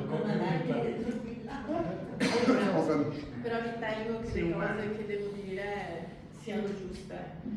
Innanzitutto io mi sono sentita a casa perché ho marito contro, famiglia contro, ho lavorato per anni con gente contro e devo dire questo, il Papa ha fatto una cosa grande non solo nell'enciclica ma sta facendo negli altri paesi discorsi tipo ritorno all'umanità e spero che tanti cristiani facciano un esame di coscienza, perché tanti cristiani, allora io sono per il rispetto delle religioni, il bene e il male ci sta dappertutto, ognuno ha la sua religione, però dico ai cristiani perché io sono cristiana, il Papa ha richiamato l'umanità. Perché quando mi sento dire da qualcuno è giusto che uccidano i bambini palestinesi perché altrimenti quei bambini palestinesi saranno degli adulti che poi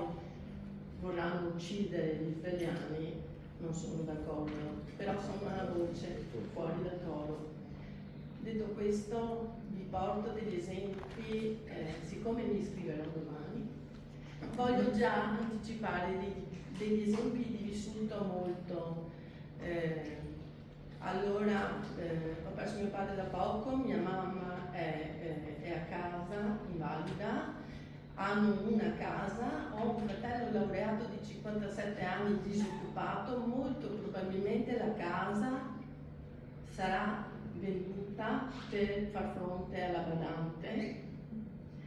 Questo è un problema. Sono stata in ospedale, ho visto che degli anziani che vengono messi in sala d'attesa senza coperta, dove l'aria il climatizzatore è molto alto per paura del virus. Quindi, ecco, io dico... Modo per prendersi la bronchite. E così muoiono ed è quello che muoiono. Certo. Sono stata in ospedale ancora, io sto vedendo che secondo me c'è una volontà, scusatemi, ma c'è una volontà a dire beh, morto non era abbastanza forte. Io sono in pensione, ero un'amministrativa dell'ospedale. Io sono andata a lavorare quando c'era un clima vivibile, c'era umanità e negli ultimi anni ho visto come hanno dato tutto ai privati. Ho visto come le imprese di polizia danno ai privati, prima c'era il lavoratore dipendente che puliva, adesso quando si sporca qualcosa bisogna lasciarlo sporco per ore, tanto non puliscono, per forza non prendono tanti soldi. Ho visto mio padre che aveva qualcosa di sporco per terra, l'infermiere vedeva ma non tirava su, perché tocca l'os e l'os viene, quindi stiamo... io denuncio che se qualcuno finisce in ospedale di tutte le età, perché quando il medico sbaglia, perché io ho visto che adesso i medici operano anche di pomeriggio, sono dei morti viventi i medici, ragazzi, guardateli, cioè l'errore, se sbaglio io sono un'amministrativa non succede niente, si può rimediare, ma se sbaglia un medico, a mia figlia nel periodo Covid, mia figlia rischia che gli tolgono un rene perché un rene funziona al 13%, perché una cosa che gli dovevano togliere dopo un mese l'avevano tolta dopo 6 mesi. E come me mi dicono che non sono l'unica, ci sono tantissimi che non hanno il coraggio di andare, di far causa, a denunciare, ma chi anche solo una volta viene a contatto con l'ospedale rischia di essere nominato. Mio padre ha perso un occhio, ha perso la vista, sempre perché doveva essere operato, avevano già detto, verrà chiamato, l'hanno lasciato, hanno perso, chissà, in quella confusione, l'hanno chiamato dopo un anno, ha perso l'occhio. Quindi nella mia famiglia sono già due casi. Io ho paura che queste cose, ma adesso arriveranno i medici dall'India, allora i medici che restano in Italia sono costretti perché restano in Italia quelli bravi, solo perché magari hanno un genitore, perché mi è capitato di parlare con qualche medico, perché hanno i genitori e vogliono rimanere con i genitori, ma quelli bravi vanno all'estero, ma la ragione, qui ci sono turni massacranti, cioè da quando c'è stato il Covid, anche per i medici. E poi c'è il medico privato che mi dice, vuoi che ti faccia la cataratta? Dopo domani, grazie dottore, si è dimenticato l'altra volta che mi ha fatto l'altro di dirmi fra 6 mesi, sono passati 2 anni, vieni dopo domani, mi sento telefonare signora 2500 euro. Ma di cosa? Della cataratta. Quindi io ho 62 anni, 62 anni si lavora ancora, 62 anni si ha bisogno dell'occhio. Aspettare un anno, non sapete, ma sapete cosa succede con una cataratta? Si cade dappertutto, non si capisce perché si cade e tutti ti guardano strana, è caduta anche oggi. Sapete perché? Perché io vedevo il gradino di una certa altezza, ma perché con la cataratta l'informazione arriva, ma arriva alterata. Per cui io lo vedevo di una certa altezza, perché a un certo punto ho guardato un cordolo, ho detto adesso lo passo, faccio così, mi sono inciappata. L'oculista mi disse poi, signora, l'informazione arriva. E allora un giorno avevo un file, io, bravissima.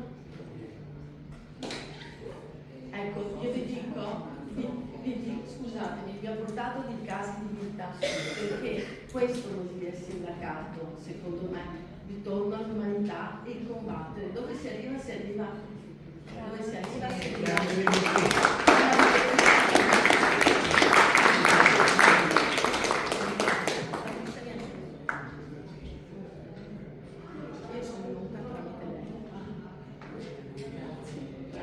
Non so se c'è una risposta all'intervento così breve, più che fare dei complimenti. Mi vuoi intervenire, Chiara? Bene, mi permetto un attimo di intervenire io sulla signora Patrizia.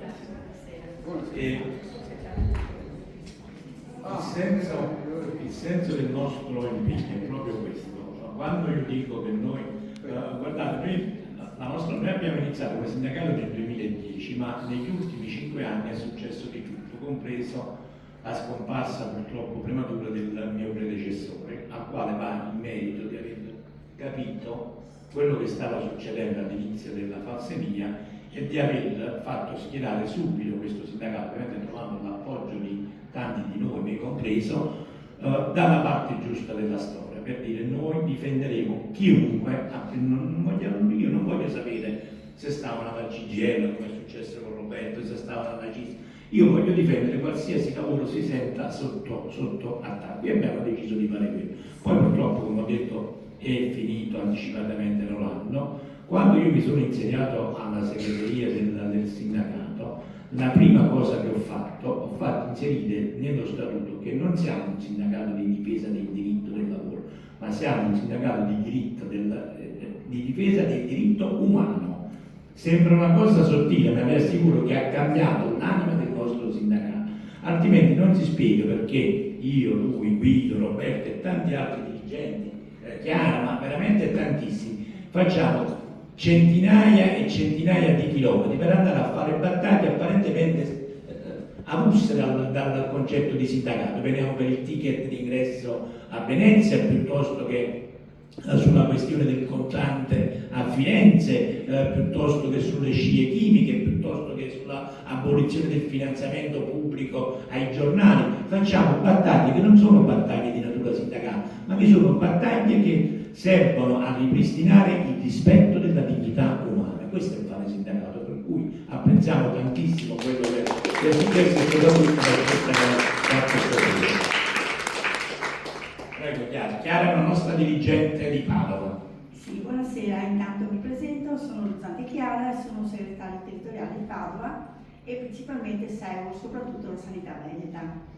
Sono una dipendente dell'azienda ospedaliera di Padova, lavoro da 37 anni, sono stata sospesa e risospesa e quindi immaginate, sono stata a casa circa un anno per sospensione e risospensione, ho fatto le mie battaglie fuori dall'ospedale, siamo andato via con i carabinieri, avevo Crisanti sotto casa, nel senso che lavoravo sopra l'ufficio di Crisanti, la Viola, la Pallucchi, li vedevo tutti, immagino che li conosciate.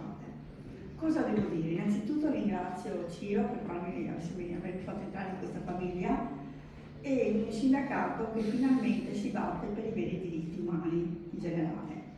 Lo vedo tutti i giorni perché vedo quello che fanno e cosa stanno facendo nella sanità veneta. La stanno distruggendo e quindi sappiamo chi la sta distruggendo, sappiamo chi è stato, non sto qui a fare il nome e conosco bene il suo governatore di adesso, che mi dà per fianco, quindi ok?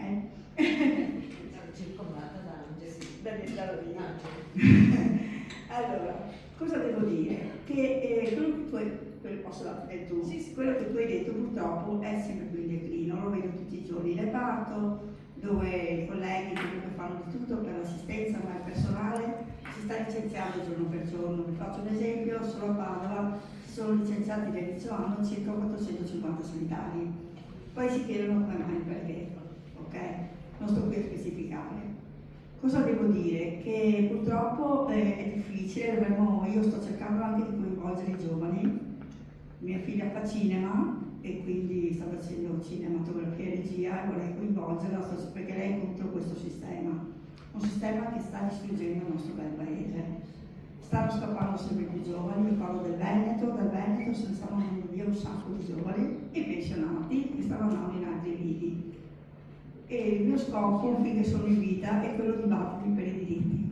L'ho fatto un po' tardi, mi sono svegliata durante il Covid, quando stavo nelle tende a fare i tamponi ho capito che c'era qualcosa che non funzionava, ok? E da lì ho iniziato a dire, cosa possiamo fare? E nel mio piccolo mi sono mossa, sono entrata nella figlia, all'epoca c'era Scotilo, che ho avuto il piacere di conoscere per poco tempo, e dopo sono entrata nelle braccia di Ciro e compagni. E è un lavoro duro perché purtroppo c'è ancora tanta gente che dorme e non poco, preferisce stare nella famosa comfort zone che è il mio, ok? Lo vedo che tra i colleghi c'è tanta paura, sappiatelo. Ecco, io volevo solo dire questo, dobbiamo batterci, più siamo, più libertà facciamo. Lo so che è difficile iscriversi a un sindacato piccolo perché ma tu non sei rappresentativo, ma tu non vai qua, tu non vai là, me lo dico di maturare. Certo, io ho detto, ma più siamo, più cose otteniamo, più forza abbiamo, dobbiamo solo credere, perché c'è sempre qualcosa. Poi tu hai parlato del Papa, mi dispiace un po' contraddirti, io purtroppo sono cristiana cattolica, molto credente, mi serve varie cose, stiamo attenti anche a questo Papa, stiamo attenti perché purtroppo è vero, purtroppo ci sono dei potenti che comandano, sono tutte lobby. Vedi in Congo, io ho dei figli italo-congolesi e quindi so cosa succede in Congo, so cosa succede con le batterie del litio, la guerra in Ruanda, la guerra del Contrain, tutto viene prodotto lì. Quello che abbiamo nei territori, esempio, no? E quindi questi potenti, sappiamo, tante volte mia figlia mi dice, ma mamma ha 22 anni, cosa vuoi fare da sola contro questi potenti? Certo, una goccia può muovere il mare, altre gocce cosa possono fare?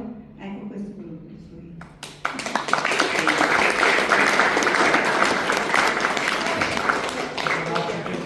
Posso dire una piccola cosa? Certo.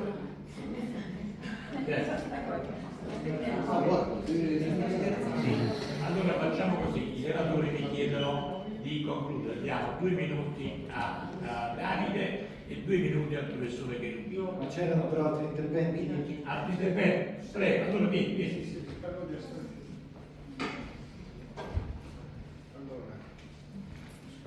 veloce. Io sono abbastanza persuaso della vostra visione sul fatto che ci sia un'organizzazione che sta gestendo il potere in un certo modo e che sia molto organizzata. A volte mi capita di parlare di queste cose con i miei amici. Molti sono professori anche loro, cioè non conosco solo persone semplici, conosco anche persone che fanno ragionamenti complessi, articolati, come quelli che ho sentito stasera, e che però mi classificano come un complottista. Io sono abbastanza attento a non apparire troppo, però la mia sensazione, e questo è l'allarme che voglio dare, è che se io dico un qualcosina che cerca di aprire gli occhi, almeno dal mio punto di vista, non mi viene data una risposta nel merito.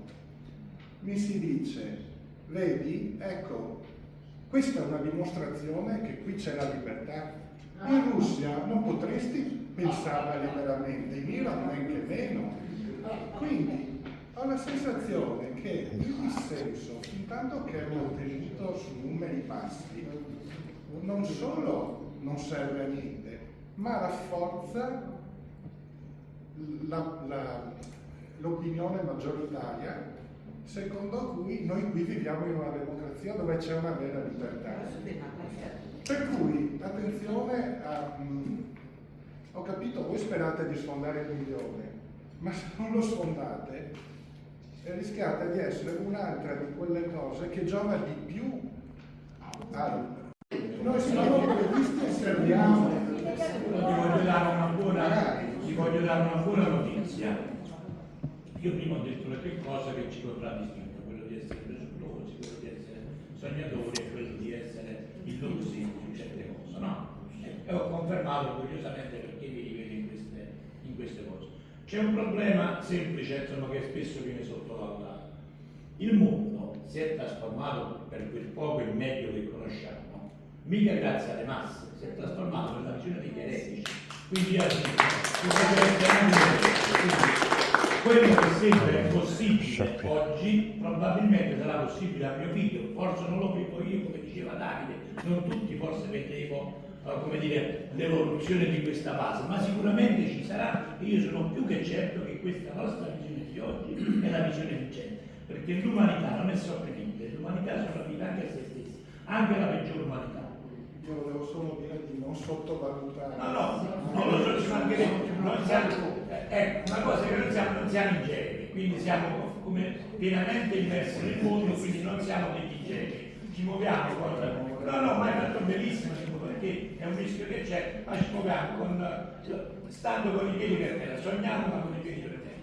Io vorrei dire una cosa a questo proposito, che secondo me abbiamo, anzi, lo ostacolo più grande è quello che non riusciamo a veicolare fuori da noi le informazioni, e quindi RAI, giornali. Questo purtroppo, se domani lo dicesse la RAI, no? Se per RAI facessero vedere quello che esce dalla commissione d'inchiesta, tutti ci crederebbero, perché questo è poco ma sicuro. Allora io penso che bisogna intanto andare a firmare il referendum che c'è nei comuni per quello promosso da Generazioni Future, e quello è il primo passo. E poi Davide? Vai Davide. Sì, grazie. Allora, io vorrei partire dalla proposta di costituente che era stata fatta prima di questi comitati costituenti, no? Allora, quello che è accaduto nel 2021 come il primo sciopero generale a oltranza della storia italiana, convocato dalla Fisi e pagato a caro prezzo perché l'autorità garante ha fatto talmente tante multe che in teoria il sindacato doveva chiudere. Il sindacato ha impugnato le multe, ha detto va bene, andiamo davanti al giudice. Nessuno ha mai convocato il sindacato a giudizio. Perché? Perché potremmo vincere, probabilmente vinceremmo, perché era uno sciopero legittimo. Allora, cosa vi sto dicendo? Che l'articolo costituzionale, in cui siamo arrivati 36-37, con i numeri che intorno a però l'articolo costituzionale, se un minimo di valore alla Costituzione lo dobbiamo dare, sappiamo che è balneare, sappiamo quello che è, ma intanto c'è, voglio dire, prevede che il sindacato più dei partiti sia un'istituzione a baluardo della Costituzione, e E questo ci ha dato la possibilità di fare uno sciopero costituzionale. Significa, chi è qua dentro che non ha ricevuto uno shock quando la Corte Costituzionale ha detto che quelle leggi erano legittime? Tutti abbiamo avuto uno shock. Abbiamo pensato è finita. No, perché la vera Corte Costituzionale è la Corte Costituzionale del popolo organizzato, la sovranità e del popolo organizzato nelle forme previste dalle leggi. Tra queste forme c'è il sindacato. Il sindacato è una Corte Costituzionale perché può difendere la Costituzione anche con lo sciopero. Come fa? Deve essere forte. Deve essere forte e ci vogliono gli iscritti. Ha dimostrato di poterlo fare. L'abbiamo fatto, l'avete fatto. Quella battaglia, più o meno, l'abbiamo vinta, ne siamo usciti male, peggio dell'Iran. Però loro ne sono usciti, diciamo, con la coda tra le gambe, e hanno la coda non perché siano molto umani. Allora, ne siamo usciti in piedi. Ne siamo usciti in piedi. Allora, questa cosa ci deve dire molto. L'istituzione già ce l'abbiamo. Non dobbiamo andare a cercare mezzogiorno alle 3, diciamo così. Non dobbiamo andare a cercare cose che non ci sono, perché c'è. E costa una decina di euro al mese. A me dispiace, non voglio fare pannamarchi, però se non lo dico io mento a me stesso e mento a voi. Allora, quando si dice siamo tanti o siamo pochi, è una domanda che non tiene conto, cioè è giusta, è una domanda giusta, ma è ancora una domanda che ragiona su una logica lineare. Quando questi fanno questi grandi riti collettivi del chiuderci in casa, che sono riti simbolici, ragionano su una logica lineare o su logiche multidimensionali? Allora noi dobbiamo ragionare in quel modo. Quando hanno abbattuto quelle 2 torri, loro sapevano che 1 più 1 non fa 2, fa almeno 11. L'hanno fatto l'11 settembre. E quando 2 di noi si mettono vicino, non valgono 2. C'è anche nel Vangelo, che uno può pensare come vuole del Papa, ma quello lì tanto tempo fa ne sapeva di più del Papa e disse: se 2 o più di voi, ce ne bastano 2. E quello ne sapeva qualcosa, ce ne bastano 2, cioè una polarità. Questo zon politikon, il cercarsi e dire che possiamo fare insieme, che è l'essenza umana. Da dove passiamo? Di qua o di là? Che strada prendiamo? Questa è l'umanità.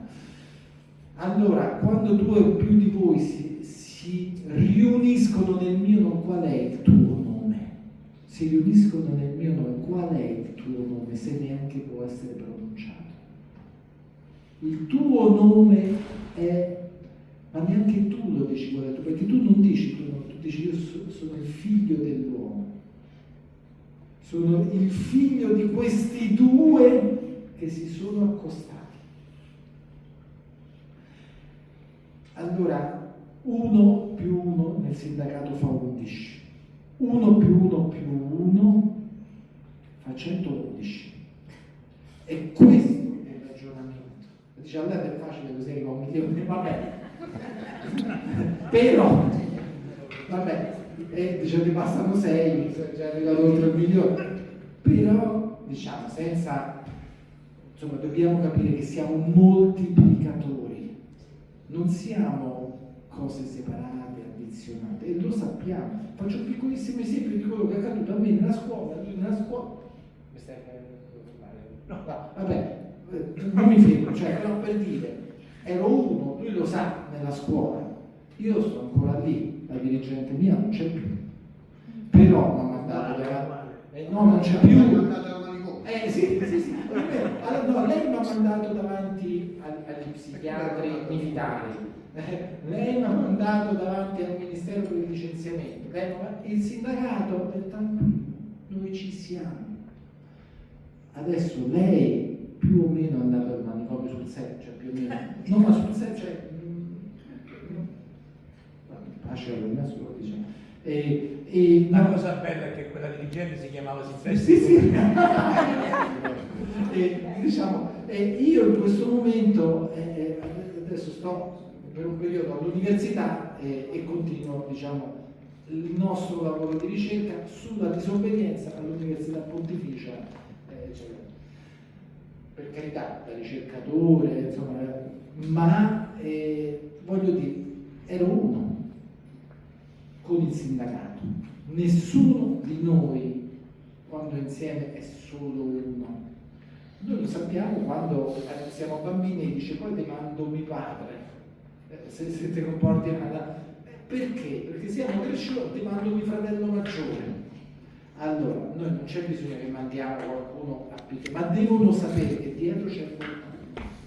Se dietro c'è qualcuno, come è accaduto in tanti paesi che stanno resistendo e stanno resistendo alle più grandi potenze nucleari del mondo,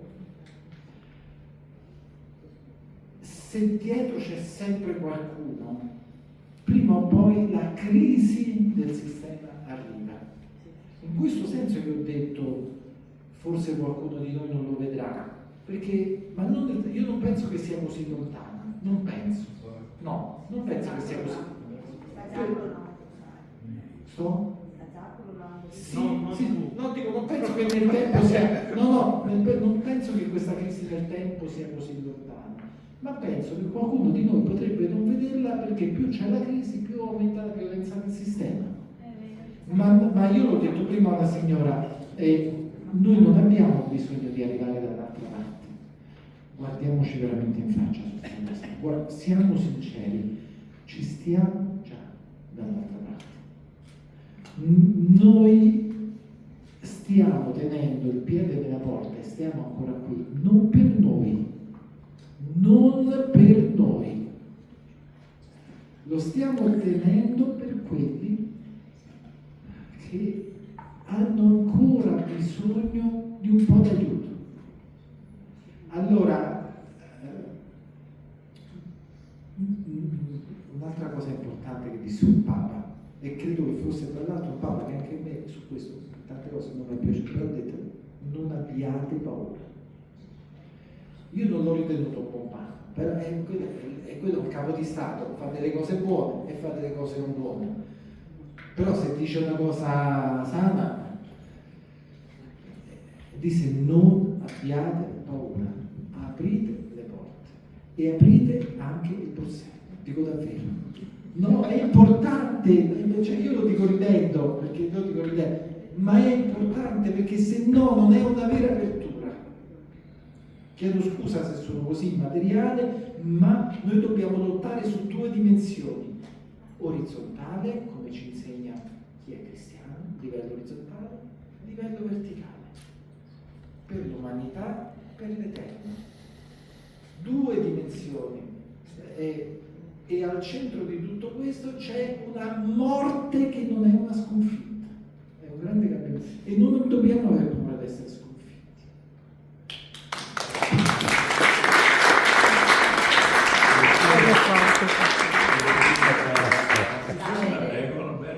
Sì, sarò velocissimo. Se poteva dire con due parole dire no, se ci aggiorni della questione del ticket. Ah sì, me l'aveva detto prima, ci vogliono davvero due parole. Hanno così paura di confrontarsi che la sentenza è stata rimandata al 2029. Quindi, come tante sentenze, questo dice che siamo un problema vero. Uno è un problema, due sono 11 problemi. Però scusami Dario, perché sennò chi non ha vissuto quella vicenda magari corre il rischio di non capire. Per capirci, quando a Venezia è stato introdotto il ticket d'ingresso, quindi i non residenti, se volevano entrare a Venezia, dovevano pagare un ticket d'ingresso, hanno giustificato in vari modi per il controllo dei flussi. È un green pass sull'intera città. Ma era diciamo una forma di controllo sulla libertà di movimento dell'uomo, né più e né meno. Allarmati da questa cosa, io e Davide siamo venuti a Venezia, siamo andati incontro noi alla polizia, l'abbiamo fermato proprio perché abbiamo detto, signori sappiate che siamo dei trasgressori, ci dovete multare. E loro dice, ma come vi dobbiamo multare? Sì, ci dovete multare perché noi il biglietto non lo vogliamo pagare. E loro sapete che ci hanno risposto, e entrate. Ma veramente, non sto scherzando, la parte tecnica, hanno risposto, entrate. Dice, no, ma noi vogliamo essere multati e poi entriamo. Dice, no, entrate. Sapete che abbiamo fatto? Siamo entrati a Venezia, siamo andati ai carabinieri a denunciare la polizia locale che non ci aveva multato. In tutto questo per loro sono stati costretti ad aprire un procedimento nei nostri confronti perché li abbiamo costretti legge alla mano per dire guardate noi pretendiamo di essere giudicati. Appena ci è arrivata la multa l'abbiamo impugnato per dire noi la multa non la vogliamo pagare perché ma non sanno da dove scappare da questo procedimento perché come lo giustificano un procedimento che è illegittimo? È chiaro perché serve il sindacato, perché può fare le cose che da singoli cittadini non dico sono impossibili, ma sono più difficili da fare. Quando invece sei un soggetto che può esercitare una serie di pressioni, metti in difficoltà anche il sistema più spietato. Quindi a questo serve il sindacato, perciò dico è uno strumento, è come dire la zappa del contadino, la sega del falegname, il fucile del soldato, cioè è lo strumento per potersi difendere, a questo serve il sindacato.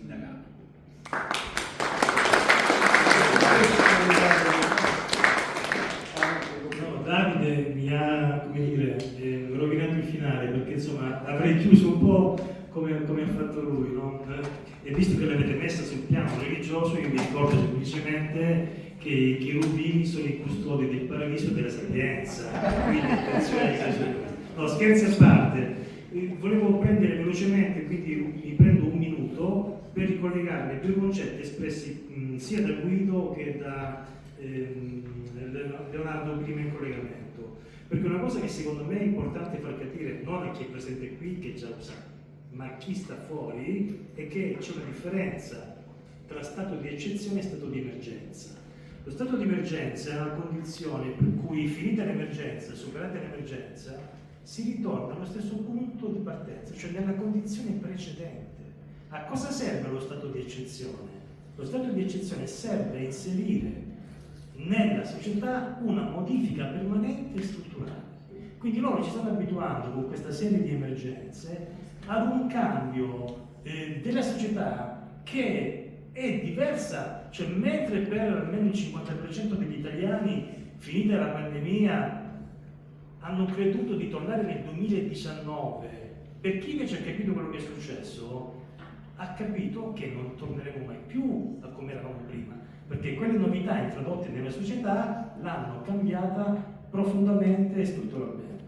Altra cosa che invece diceva Leonardo quando parlava di un nuovo umanesimo, di un nuovo rinascimento, sì, io vorrei ricordare che il Rinascimento si basa su una concezione filosofica che è quella dell'umanesimo, che guarda caso si richiama a una concezione, il famoso neoplatonismo, no? Che pur essendo diverso è comunque sempre collegata a quella che era la concezione filosofica di Platone, che era lo stesso che poi diceva che il potere utilizza da sempre lo strumento della paura, e in particolare per tutte le paure, quella di morire per ottenere obbedienza politica, cioè per trasformare il cittadino in suddito.